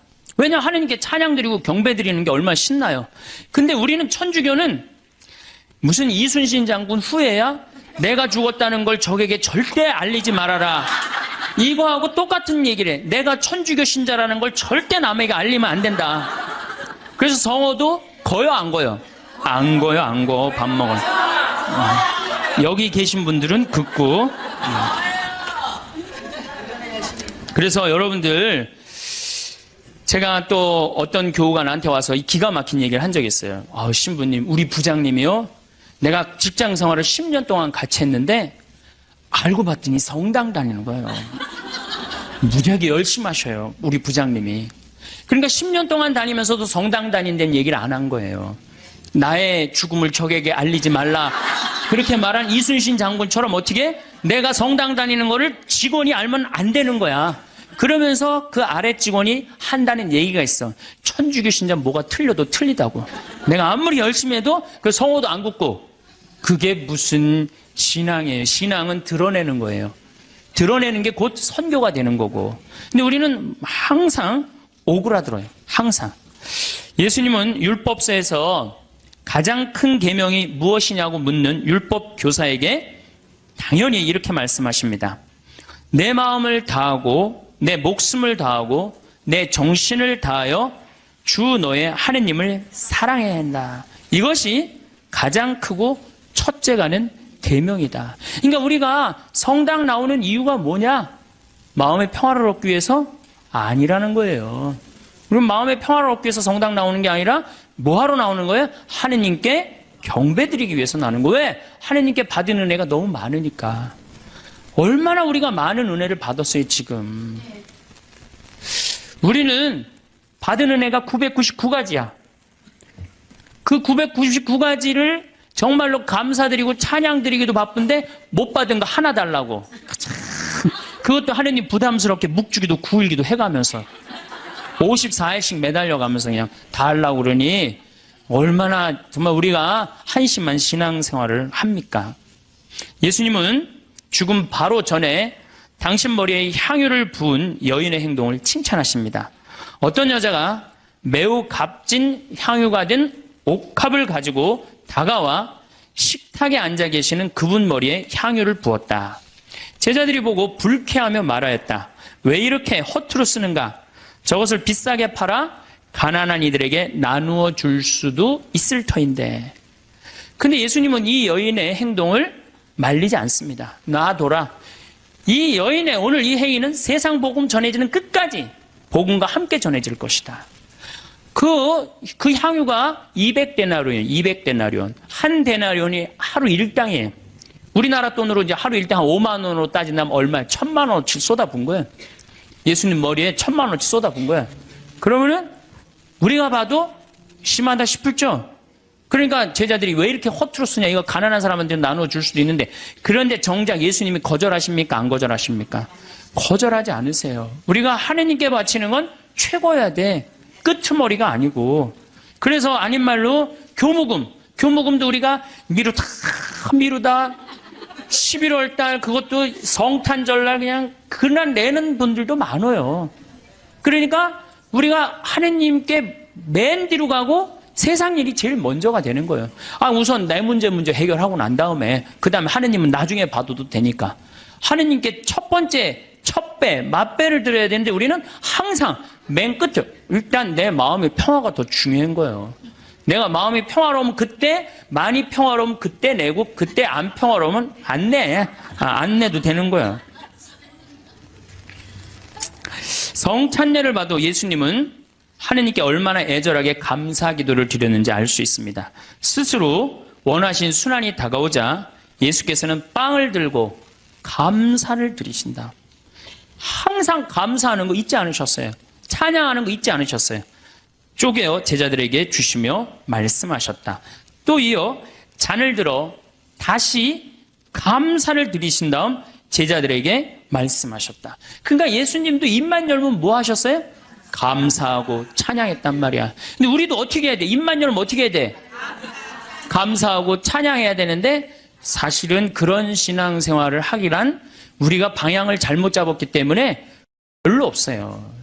요즘 조금 분위기가 그래도 천주교가 감사, 찬양의 분위기가 그래도 조금 살아나요. 요즘 천주교가. 그래서 요즘 그런 면에서는 제가 정말 우리 천주교가 제대로 가고 있구나 그런 생각이 듭니다. 저는 우리가 얼마나 많은 은혜를 받았느냐 하면은 여러분들 지금 눈 두 개 여기 계신 분들만 제가 눈 두 개 달려있는 거 감사해 안 감사해? 걔는 하얀색하고 까만색밖에 못 봐요. 걔는. 근데 우리는 눈 두 개가 달려갖고 총천연색 다 보잖아요. 그렇죠? 실록도 보고 도봉산도 보고 얼마 파란 하늘도 보고 안개도 보고 이게 얼마나 감사한 일이야. 또 다리 두 개 달려갖고 인천에서 의정부에서 수원에서 명동까지 걸어왔잖아요. 얼마나 감사해요. 다리 두 개 내가 걸어 다닐 수 있다는 게. 나무는 한 번 심겨지면은 옮겨갈 수 있어요? 없어요? 옮겨갈 수가 없어요. 근데 우리는 두 다리, 두 눈으로 온 데 다 다니고, 얼마나 감사해. 뭘 또 더 바란다고 맨날 이렇게 달라고 그래요. 이미 하느님이 다 주셨는데. 하느님이 다 주셨어요.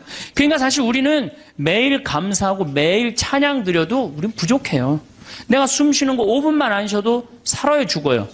죽어요. 그런데 이 온 세상에 하느님의 기운이 꽉 차 있어. 하느님의 생명이 꽉 차 있어. 그걸 내가 지금 마시고 사는데 얼마나 은혜롭고 얼마나 감사해요. 그러니까 우리는 입만 열면 뭐 해야 돼? 제가 다른 기도는 못해도 그 기도 하나는 기가 막혀요. 감사기도. 아침에 일어나갖고 평창에 그 산에 쫙 운무, 그러니까 이 물안개가 쫙 얼마나 아름다워. 아, 하나님 너무너무 감사합니다. 공기가요 정말로 달아요. 달아. 그냥 공기가 쫙 하면 하나님 너무너무 감사합니다. 또 밤에 어제도 밤에 빈님이 쫙 오시고 난 다음에 하늘이 맑아갖고 별이 딱 떴는데요. 얼마나 예쁜지 거기는 제가 이제 사무실에서 나는 토담집에서 사는데 토담집으로 내려올 때 내 다리도 안 보여. 깜깜해갖고. 내 다리도 안 보여요. 얼마나 깜깜한지. 근데 하늘의 별이 얼마나 영롱한지 몰라요. 요즘 목성이 얼마나 반짝반짝 거리는지 몰라요.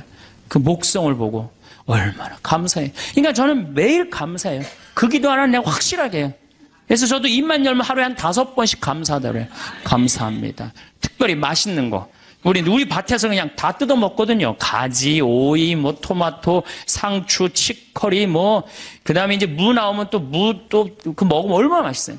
감사해요. 뭐 바랄 게 뭐 있어. 그냥 이렇게 삼시세끼 먹고 이 아름다운 데서 살면 됐지. 얼마나 감사해요. 그러니까 우리는 입만 열면 뭐 하면 돼? 감사하면 돼. 필요한 건 예수님이 뭐라 그래요? 아버지께서 너희들이 필요한 거 이미 다 알고 있는데 뭘 그렇게 말이 많으냐. 분명히 얘기했는데 우리가 그렇게 말이 많아. 천주교는 뭐 이렇게 달라고 막 그래요. 그래서 심지어 어떤 교우들은 나이 든 할머니들은 산에 오르다 보면은 선앙당 근처에 돌탑이 있으면 어떻게 해요? 거기다 하나 얹어놔요. 그리고 우리 손자 이번에 시험 잘 보게 해주십시오. 그래서 산에 이제 올라갔다 내려오는데 절을 지나가는데 지나가다가 부처님이 보이면 어떻게 해요? 또 왔다가 좀 찝찝하긴 하지만 내가 성당 다니니까 그래도 한번 절을 합니다. 부처님, 우리 손자 이번에 시험 잘 보게 해주십시오. 성당에 왔는데 성당 마당에 성모님이 계셔. 그럼 그냥 넙죽 절하는 거지. 우리 손자 시험 잘 보게 해주십시오.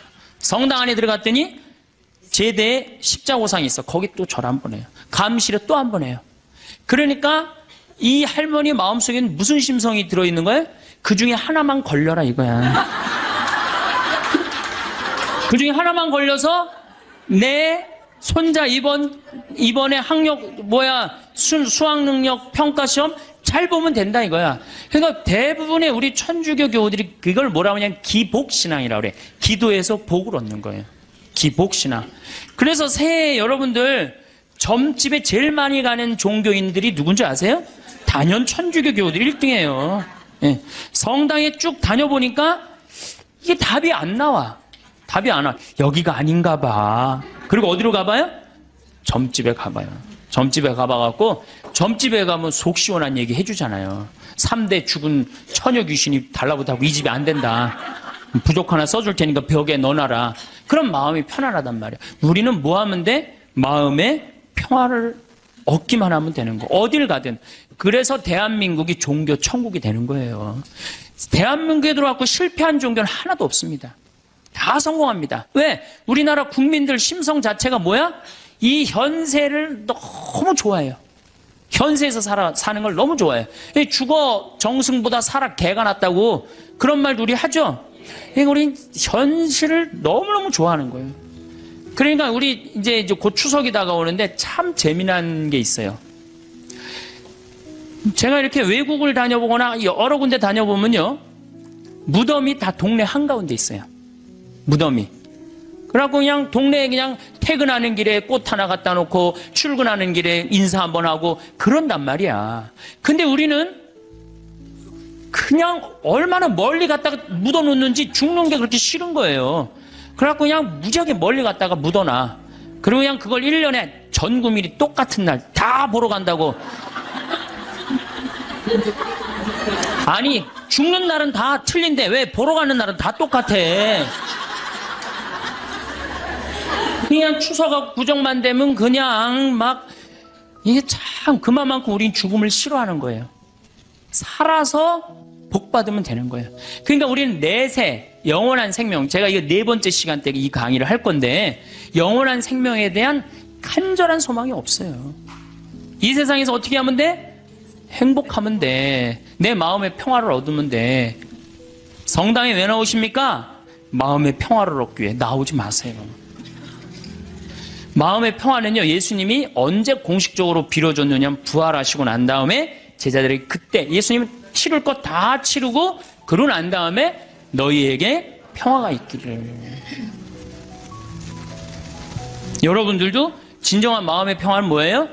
단계, 신앙의 단계, 성숙의 단계, 여기 보니까 성숙이라고 써놨는데 성숙의 단계를 다 거치고 난 다음에 어느 정도 경지에 오르고 난 다음에 그때서 흔들리지 않는 평화가 생기는 거예요. 그러니까 그 단계까지 가야지. 가기도 전에 아무것도 없으면서 평화, 그럼 평화가 옵니까? 우리의 신앙이, 감사의 신앙생활이 제일 우선이라는 표현을 우리는 매일매일 하고 있어요. 미사 때마다 우리는 감사라는 말을 무지하게 씁니다. 미사 때마다. 그런데 우리가 앵무새처럼 되뇌이기만 하기 때문에 그걸 잘 몰라요.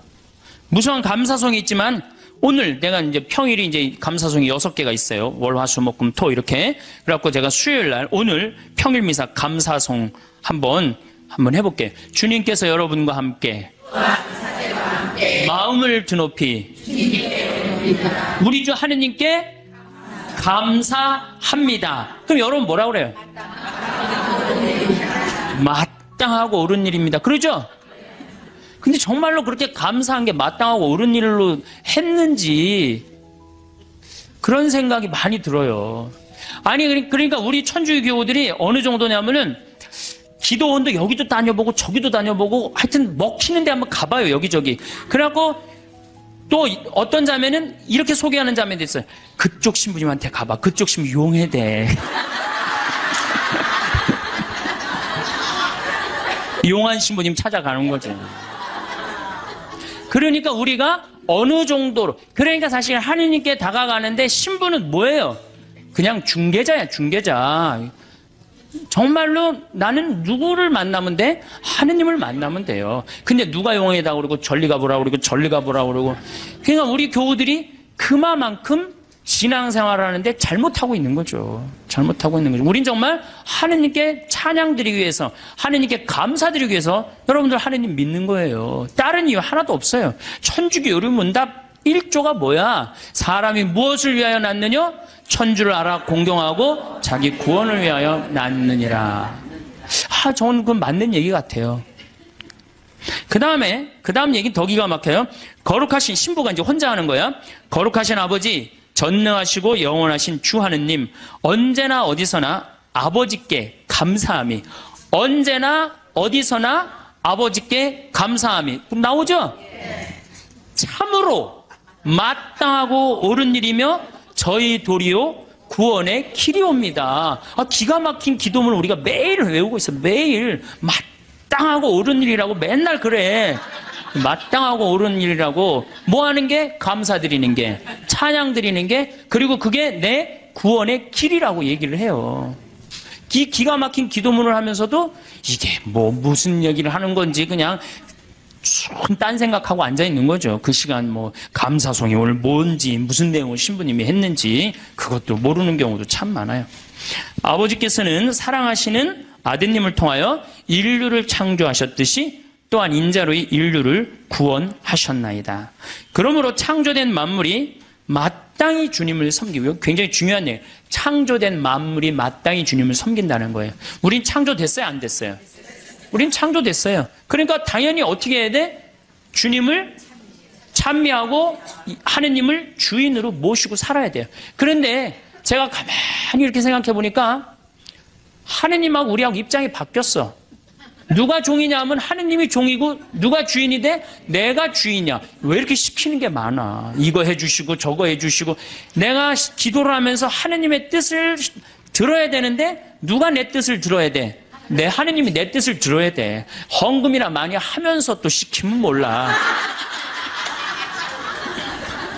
딸랑 1,000원 해갖고 그냥 300원어치는 우리 아이 이번에 시험 잘 보게 해주시고 300원어치는 우리 아파트값 뛰게 해주고 나머지 400원어치는 우리 남편 절대 직장에서 안 떨어지게 해주시옵소서 하고 1,000원 딱 낸단 말이야.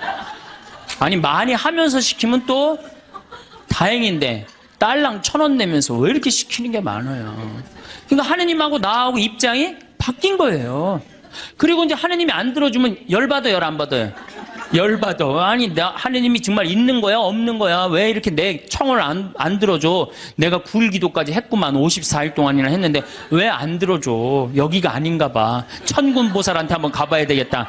천군보살한테 가볼. 거기 가서 또 안 되면 또 어떻게 해요? 또 성당에 나타나. 그래서 성당에 주기적으로 나타나는 사람들이 있어요. 주기적으로. 지속적으로 나타나야 되는데 주기적으로 나타나요. 주기적으로. 구원된 모든 사람이 다 함께 주님을 찬송하며 성인들도 한 마음으로 찬미하오니 저희들도 천사들과 함께 주님을 찬양하며 언제나 기뻐 노래하나이다. 이렇게 우리가 미사 처음부터 끝까지 다 이래요. 모든 기도문이. 근데 이제 이 미사를 이게 또 이제 바뀌어야 돼요. 이 미사가 신부님들의 원맨쇼로 끝나는 경우가 너무 많아. 여러분들 구경하는 경우고. 그렇죠? 네, 다음 시간에 내가 얘기하겠지만 굿을 한번 보세요. 굿 원맨쇼를 합니까? 다 삥 둘러갖고 중간에 막 이것도 빌고 뭐 돈도 꽂아놓고 쌀도 뿌리라고 그러면 뿌리고 시키는 거 다 하잖아요. 참여를 한단 말이야. 근데 우리는 거의 참여하는 게 없어요. 그냥 뭐 몇 마디 주고받는 거 주님께서 여러분 또 한 사조와 함께 이거 계속 한 3번 4번 하는 거 외에는 거의 교우들이 하는 게 없어요. 그러니까 당연히 미사가 이렇게 빨려 들어가지를 못하는 거죠. 미사에. 그러니까 죽어있는 전례에 우리가 10년 동안 20년 동안 그냥 죽어서 왔다 갔다 하는 거예요. 그래도 계속 오는 거 보면 신기하죠. 나는 기적이라고 생각해요. 저분들이 도대체 무슨 생각으로 이렇게 계속 오고 있을까? 나는 그거는 성체성사 때문이라고 생각해요. 성체성사. 내가 예수님이 내 몸 안에 살기 때문에 내가 오는 게 아니야. 미사 참여 여러분이 가는 거 아니야. 내 안에 사는 예수님이 그냥 끌고 가는 거지. 여러분들은 몸만 빌려주는 거, 몸만 빌려주는 거, 몸만. 정말로 성체 은혜 때문에 천주교가 사는 거예요. 네, 얼마나 좋은 성사예요. 거기에 의미까지 더한다면 우린 정말로 행복한 신앙생활을 할 수 있을 텐데.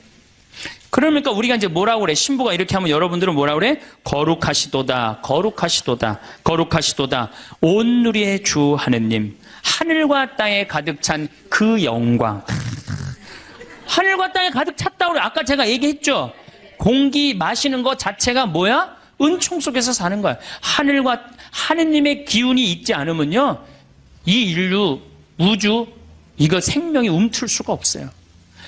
가끔 이런 분이 있어요. 내가 하느님을 믿느니 주먹을 믿겠다. 이런 분들이 있어요. 그럼 제가 그런 글도 썼는데, 주먹을 믿겠다고?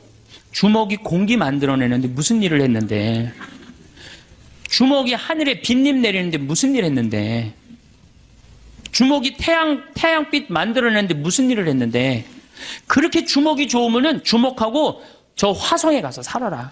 영하 200도 되는 데 가서 살아라. 주먹이 다 해줄 테니까. 우리 인간이요, 너무 교만해 있어요, 지금. 과학이 발달해갖고 인간이 최고인 줄 알고 착각하고 있어요. 우리는 한순간도 하느님의 은총이 없으면 우리는 한순간도 못 살아요. 그래서 여기 뭐라 그래? 온 누리의 주 하느님, 하늘과 땅에 가득 찬 그 영광. 이렇게 노래를 했잖아. 높은 데서 호산나. 주님의 이름으로 오시는 분 찬미 받으소서. 듣고 보니까 찬미라는 말을 무지하게 많이 하죠? 우리가. 그런데도 우리가 죽어있는 전례에 참여를 하다 보니까 정말로 찬미하는 기분, 찬양하는 그런 기분이 안 들어요. 그러면은 도대체 어떻게 하느님께 경배 드려야 되느냐? 이거는 춤을 춰야 돼, 하느님 앞에서. 우리가 하느님께 춤을 춰드려야지 경배하는 거예요. 근데 우리 춤 춰요, 안 춰요? 아까 보니까 막 추대 보니까. 근데 미사 때 춤 춰요, 안 춰요? 우리 주 전례는 미사예요. 미사 때 춤 안 추죠. 그렇죠? 하나님 기쁘게 해드리지 않는 거예요. 성가 잘해요, 못해요? 솔직히 성가, 내가 다음 시간에 이제 성가 얘기하겠지만은 성가, 이거 장송곡 안 되면 다행이에요. 요즘 또 이제 순교자 성월이라 또 이제 더 청승을 떨면서 더 부르지. 그 다음에 시편. 시편, 여러분들 시편 외우는 거 내가 답답할 때 한두 개 정도 탁 나오는 시편 있을까요? 우리 천주교교들. 그래. 여긴 성숙 학교라 확실히 많이 틀린 것 같아. 정말 우리 시편도 제대로 외우는 거 없어요. 시편도. 그럼 그림이라도 하느님을 참 믿으려야 되는데 그나마 천주교가 제일 잘하는 게 이 그림이에요. 요 네 가지를 내가 이제 남은 2시간 동안 네 가지에 대해서 이야기를 나누도록, 어떻게 하면 하나님께 경배를 잘 드릴 수 있느냐? 약속은 성공한 사람들을 보면 크게 두 부류로 나뉘는 걸 알 수 있습니다. 하나는 자신이 성공했다고 여기저기 떠벌리고 다니는 사람들, 그리고 또 하나는 조용히 아무 말 없이 자기 삶을 사는 사람들입니다. 우리는 흔히 성공을 하면 자연스럽게 자랑하고 싶어질 거라고 생각하죠. 좋은 차를 사고 비싼 시계를 차고 SNS에 멋진 사진을 올리고 싶을 겁니다. 왜냐하면 그렇게 하면 남들이 나를 더 인정해 줄 거라고 믿으니까요. 하지만 현실은 그렇지 않습니다. 오히려 진짜 성공한 사람들은 그렇게 행동하지 않습니다. 왜냐하면 보여줄 필요가 없기 때문입니다. 돈이 많다고, 높은 자리에 있다고, 유명하다고 해서 굳이 그걸 드러낼 필요는 없습니다.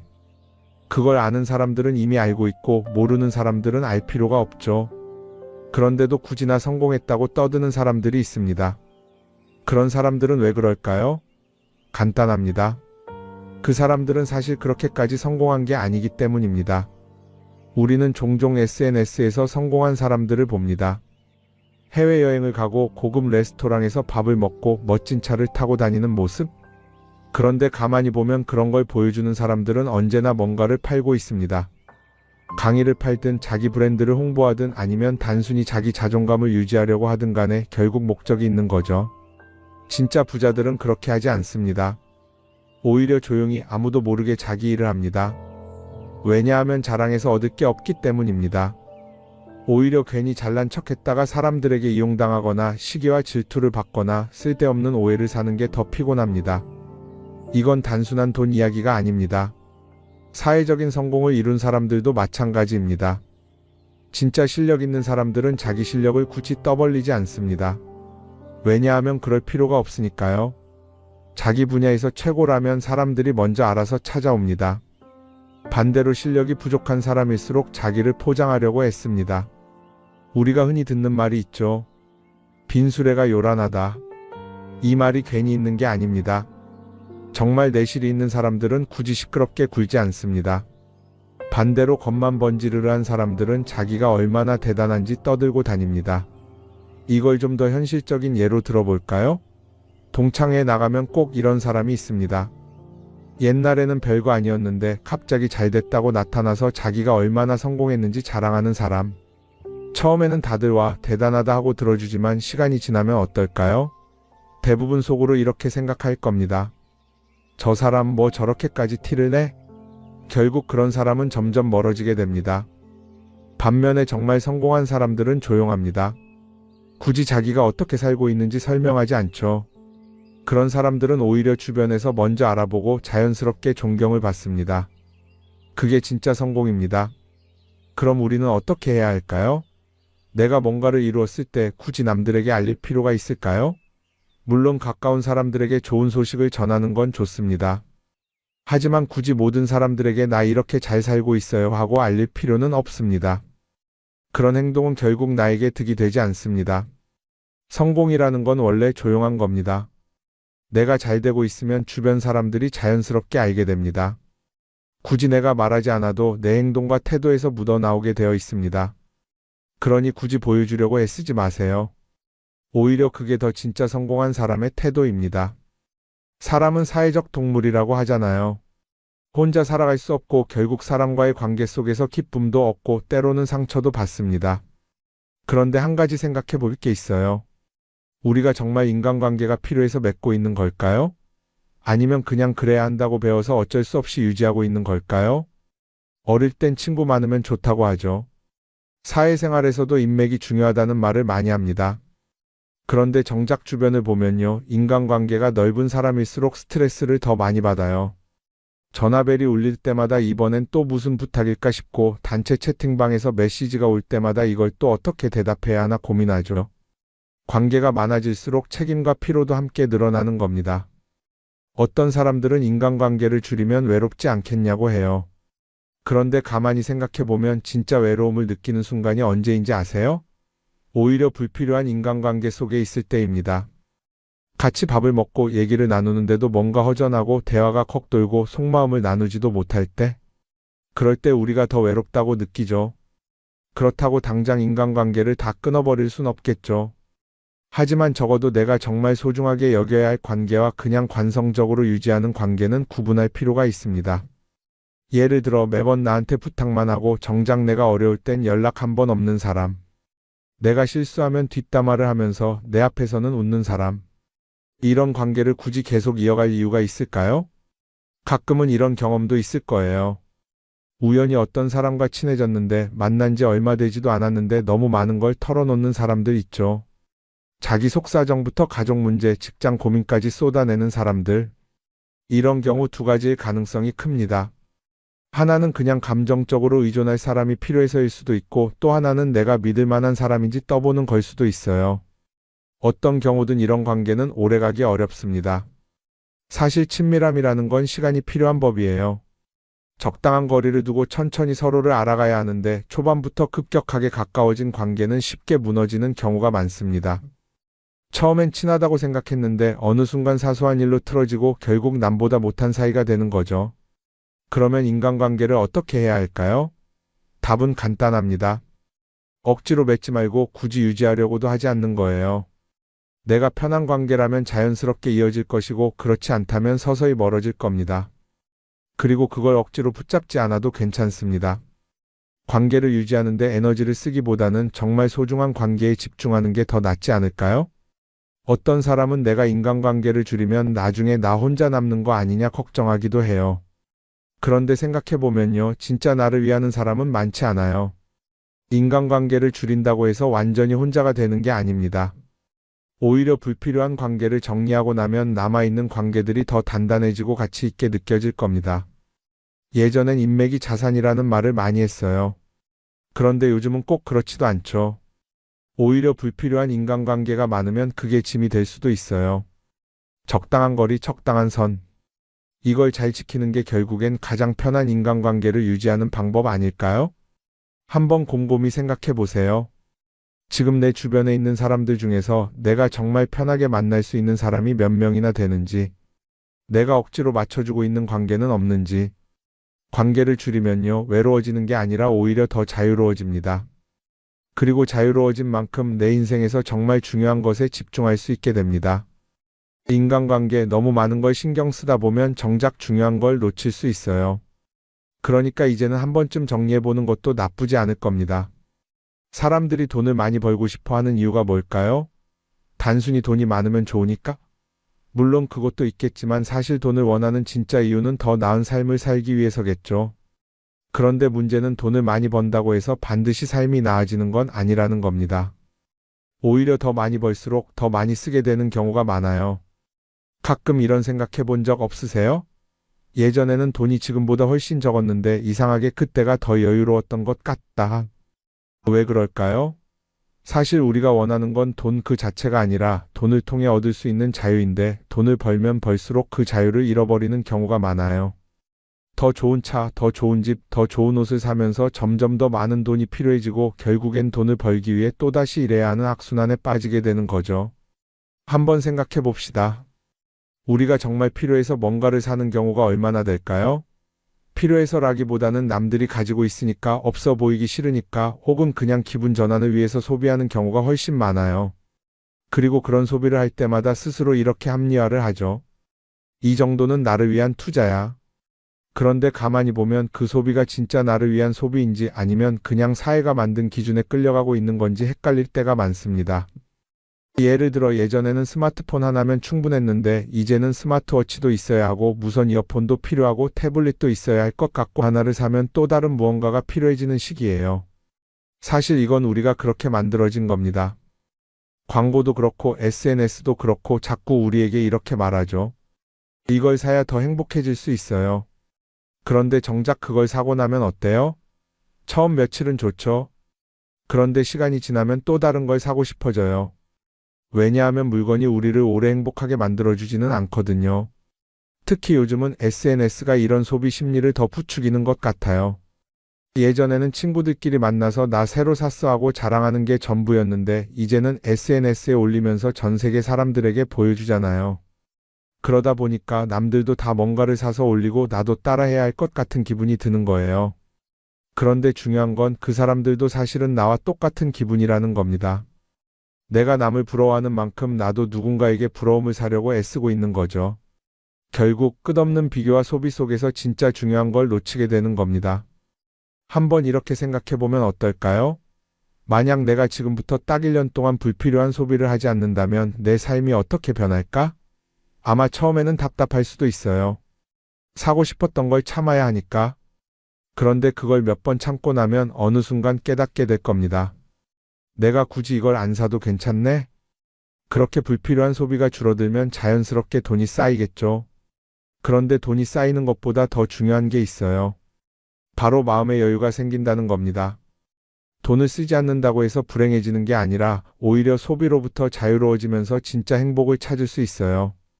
물론 이걸 실천하는 게 쉽지는 않겠죠. 우리 주변에는 소비를 부추기는 것들이 너무 많으니까요. 하지만 적어도 이런 건 해볼 수 있습니다. 뭔가를 사고 싶을 때 한 번만 스스로에게 물어보는 거예요. 이게 정말 나한테 필요한 걸까? 아니면 그냥 순간적인 욕심일까? 만약 그 질문을 던졌을 때 5초 안에 당연히 필요하지 라는 답이 나오지 않는다면 사실 그건 없어도 되는 물건일 가능성이 큽니다. 정말 필요한 건 고민할 필요도 없이 바로 떠오르거든요. 그러니까 이제는 한 번쯤 생각해 봐야 할 것 같아요. 나는 지금 내가 원하는 삶을 살고 있는 걸까? 아니면 남들이 만든 기준에 맞추기 위해 내 시간을 팔고 있는 걸까? 소비를 줄인다는 건 단순히 돈을 아끼는 게 아닙니다. 그건 결국 내 삶의 선택권을 되찾는 일이거든요. 돈을 많이 버는 것도 중요하지만 더 중요한 건 그 돈을 어떻게 쓰느냐입니다. 그리고 때로는 아무것도 사지 않는 게 최고의 선택일 수도 있어요. 우리는 요즘 SNS 없이 사는 게 거의 불가능한 시대에 살고 있죠. 아침에 눈 뜨자마자 휴대폰을 확인하고 출근길에도 SNS를 보고 잠들기 전까지도 계속 들여다봅니다. 그러면서 남들이 어떻게 사는지 보고 나도 모르게 비교하게 되고 때로는 초조해지기도 하죠. SNS에 올라오는 사진들 한번 보세요. 맛집에서 멋진 음식을 먹고 해외여행을 다니고 좋은 옷을 입고 성공한 삶을 사는 사람들. 그런데 가만히 보면 이 사람들이 정말 행복해서 저런 사진을 올리는 걸까요?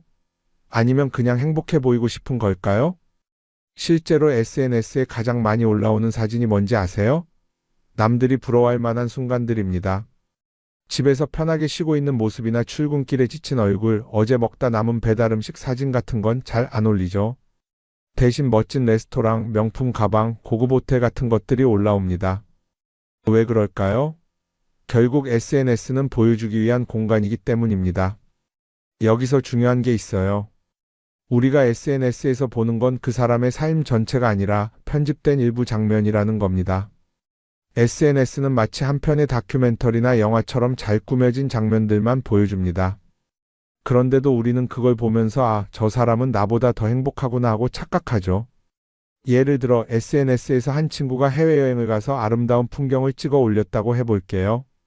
우리는 그걸 보면서 부럽다, 나도 저렇게 살고 싶다라고 생각하겠죠. 그런데 정작 그 친구는 사진을 찍고 나서도 일 때문에 스트레스를 받고 있을 수도 있고 여행 비용을 감당하느라 카드가 걱정을 하고 있을 수도 있습니다. 그 부분은 우리는 알 수가 없죠. 그런데 문제는 이렇게 남들과 비교하는 습관이 쌓이면 결국 내 삶이 초라하게 느껴진다는 겁니다. 원래는 그냥 조용히 살아도 괜찮았는데 SNS를 보고 나면 나만 뒤처지는 것 같고 뭔가를 더 해야 할 것 같고 괜히 불안해지죠. SNS는 기본적으로 사람들의 비교 심리를 자극합니다. 남들이 가진 걸 나도 갖고 싶게 만들고 남들이 하는 걸 나도 해야 할 것 같은 기분이 들게 만들죠. 그러다 보니 필요하지도 않은 걸 사게 되고 무리해서라도 화려한 곳에 가게 되고 남들에게 보여주기 위해 사는 삶을 살게 됩니다. 그럼 어떻게 해야 할까요? 사실 정답은 간단합니다. SNS에서 보이는 것들을 곧이곧대로 믿지 않는 것입니다. 그리고 더 중요한 건 남과 비교하는 걸 멈추는 것이에요. 어떤 사람이 비싼 차를 타고 다닌다고 해서 그 사람이 꼭 행복한 건 아닙니다. 좋은 차를 타고 다니지만 밤마다 사업 걱정에 잠 못 이루는 사람도 많아요. 반대로 대중교통을 이용하지만 마음 편하게 사는 사람도 있죠. 결국 행복은 보이는 것이 아니라 느끼는 것입니다. SNS를 덜 보면 덜 불행해진다는 연구 결과도 있어요. 하루 종일 남의 삶을 보면서 비교하는 시간을 줄이면 내 삶에 집중할 수 있는 시간이 많아지는 겁니다. SNS를 완전히 끊을 필요는 없지만 최소한 그 안에 있는 것들이 전부 진짜라고 생각하지 않는 태도는 필요합니다. 우리는 누구나 자신만의 속도로 살아가고 있어요. 남들은 남들대로 사는 거고 나는 나대로 살면 됩니다. SNS에서 남들의 화려한 모습을 볼 때마다 한 번쯤 이렇게 생각해 보세요. 이건 그 사람이 보여주고 싶은 삶일 뿐이다. 그러면 조금은 편해질 겁니다. 사람들은 다들 자기 인생을 살아간다고 생각하죠. 그런데 가만 보면 정말 자기 인생을 사는 사람이 얼마나 될까요? 많은 사람들이 사실은 남이 만들어 놓은 기준에 맞춰서 살고 있어요. 좋은 대학, 좋은 직장, 좋은 차, 좋은 집.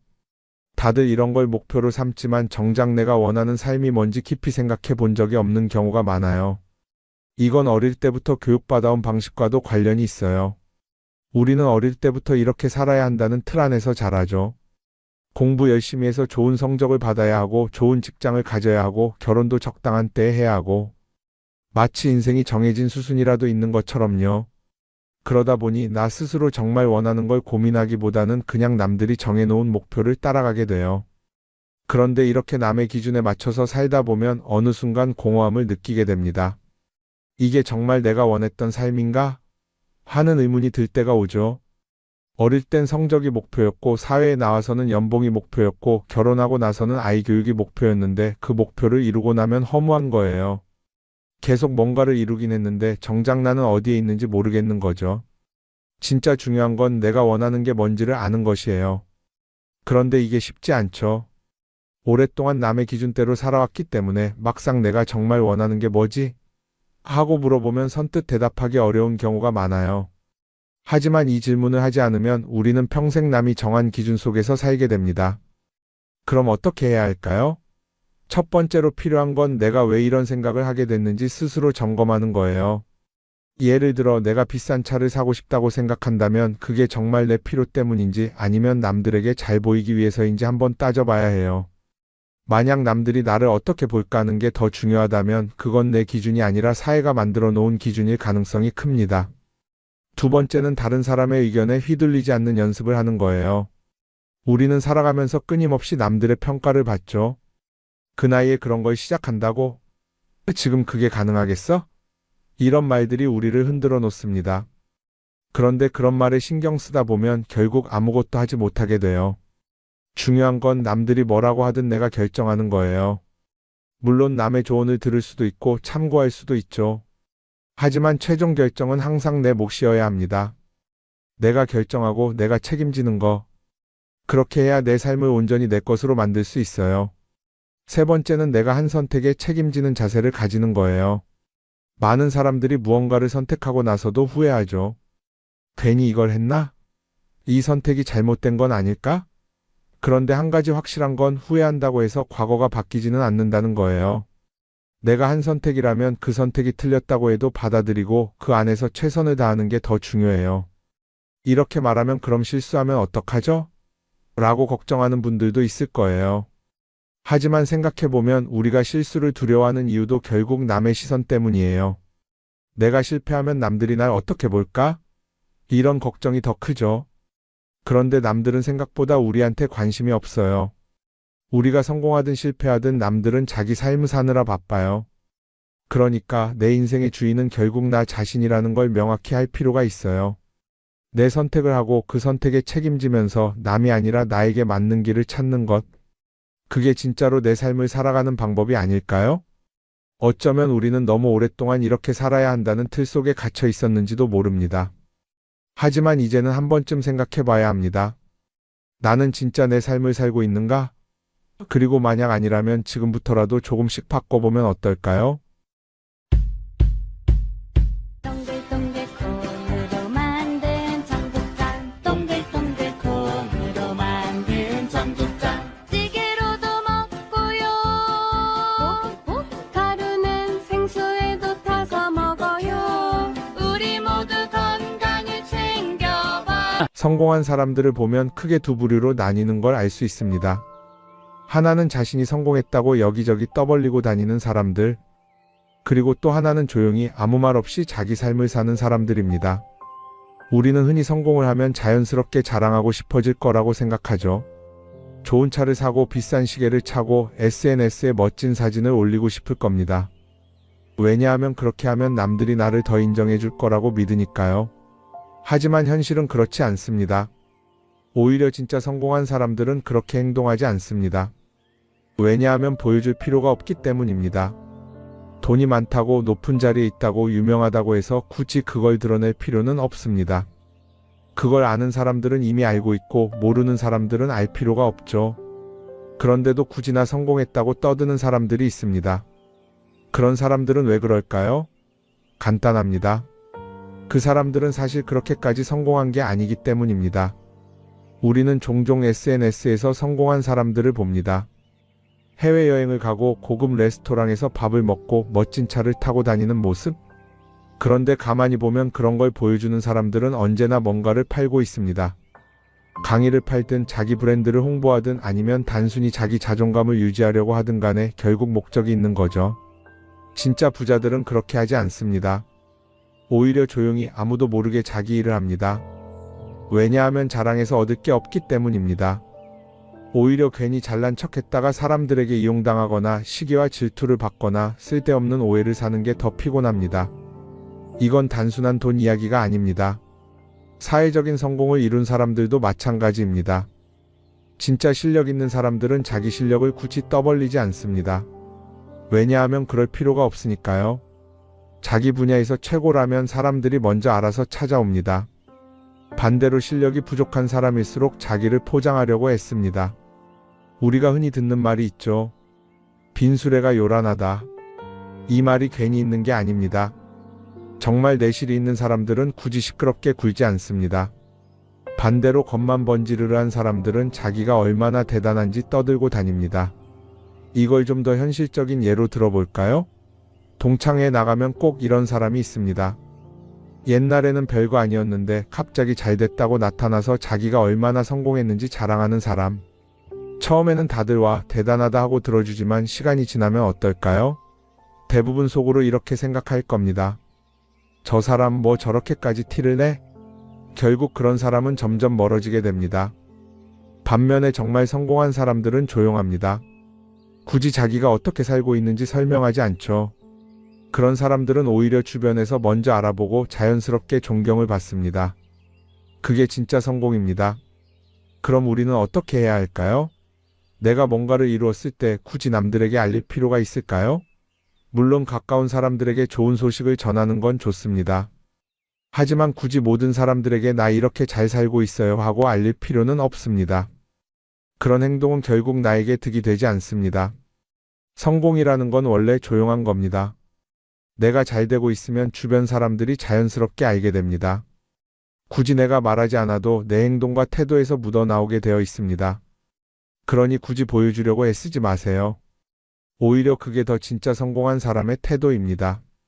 사람은 사회적 동물이라고 하잖아요.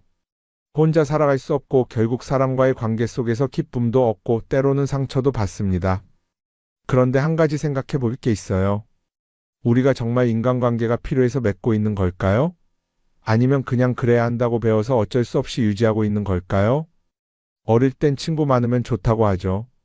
사회생활에서도 인맥이 중요하다는 말을 많이 합니다. 그런데 정작 주변을 보면요. 인간관계가 넓은 사람일수록 스트레스를 더 많이 받아요. 전화벨이 울릴 때마다 이번엔 또 무슨 부탁일까 싶고 단체 채팅방에서 메시지가 올 때마다 이걸 또 어떻게 대답해야 하나 고민하죠. 관계가 많아질수록 책임과 피로도 함께 늘어나는 겁니다. 어떤 사람들은 인간관계를 줄이면 외롭지 않겠냐고 해요. 그런데 가만히 생각해보면 진짜 외로움을 느끼는 순간이 언제인지 아세요? 오히려 불필요한 인간관계 속에 있을 때입니다. 같이 밥을 먹고 얘기를 나누는데도 뭔가 허전하고 대화가 컥 돌고 속마음을 나누지도 못할 때? 그럴 때 우리가 더 외롭다고 느끼죠. 그렇다고 당장 인간관계를 다 끊어버릴 순 없겠죠. 하지만 적어도 내가 정말 소중하게 여겨야 할 관계와 그냥 관성적으로 유지하는 관계는 구분할 필요가 있습니다. 예를 들어 매번 나한테 부탁만 하고 정작 내가 어려울 땐 연락 한 번 없는 사람. 내가 실수하면 뒷담화를 하면서 내 앞에서는 웃는 사람. 이런 관계를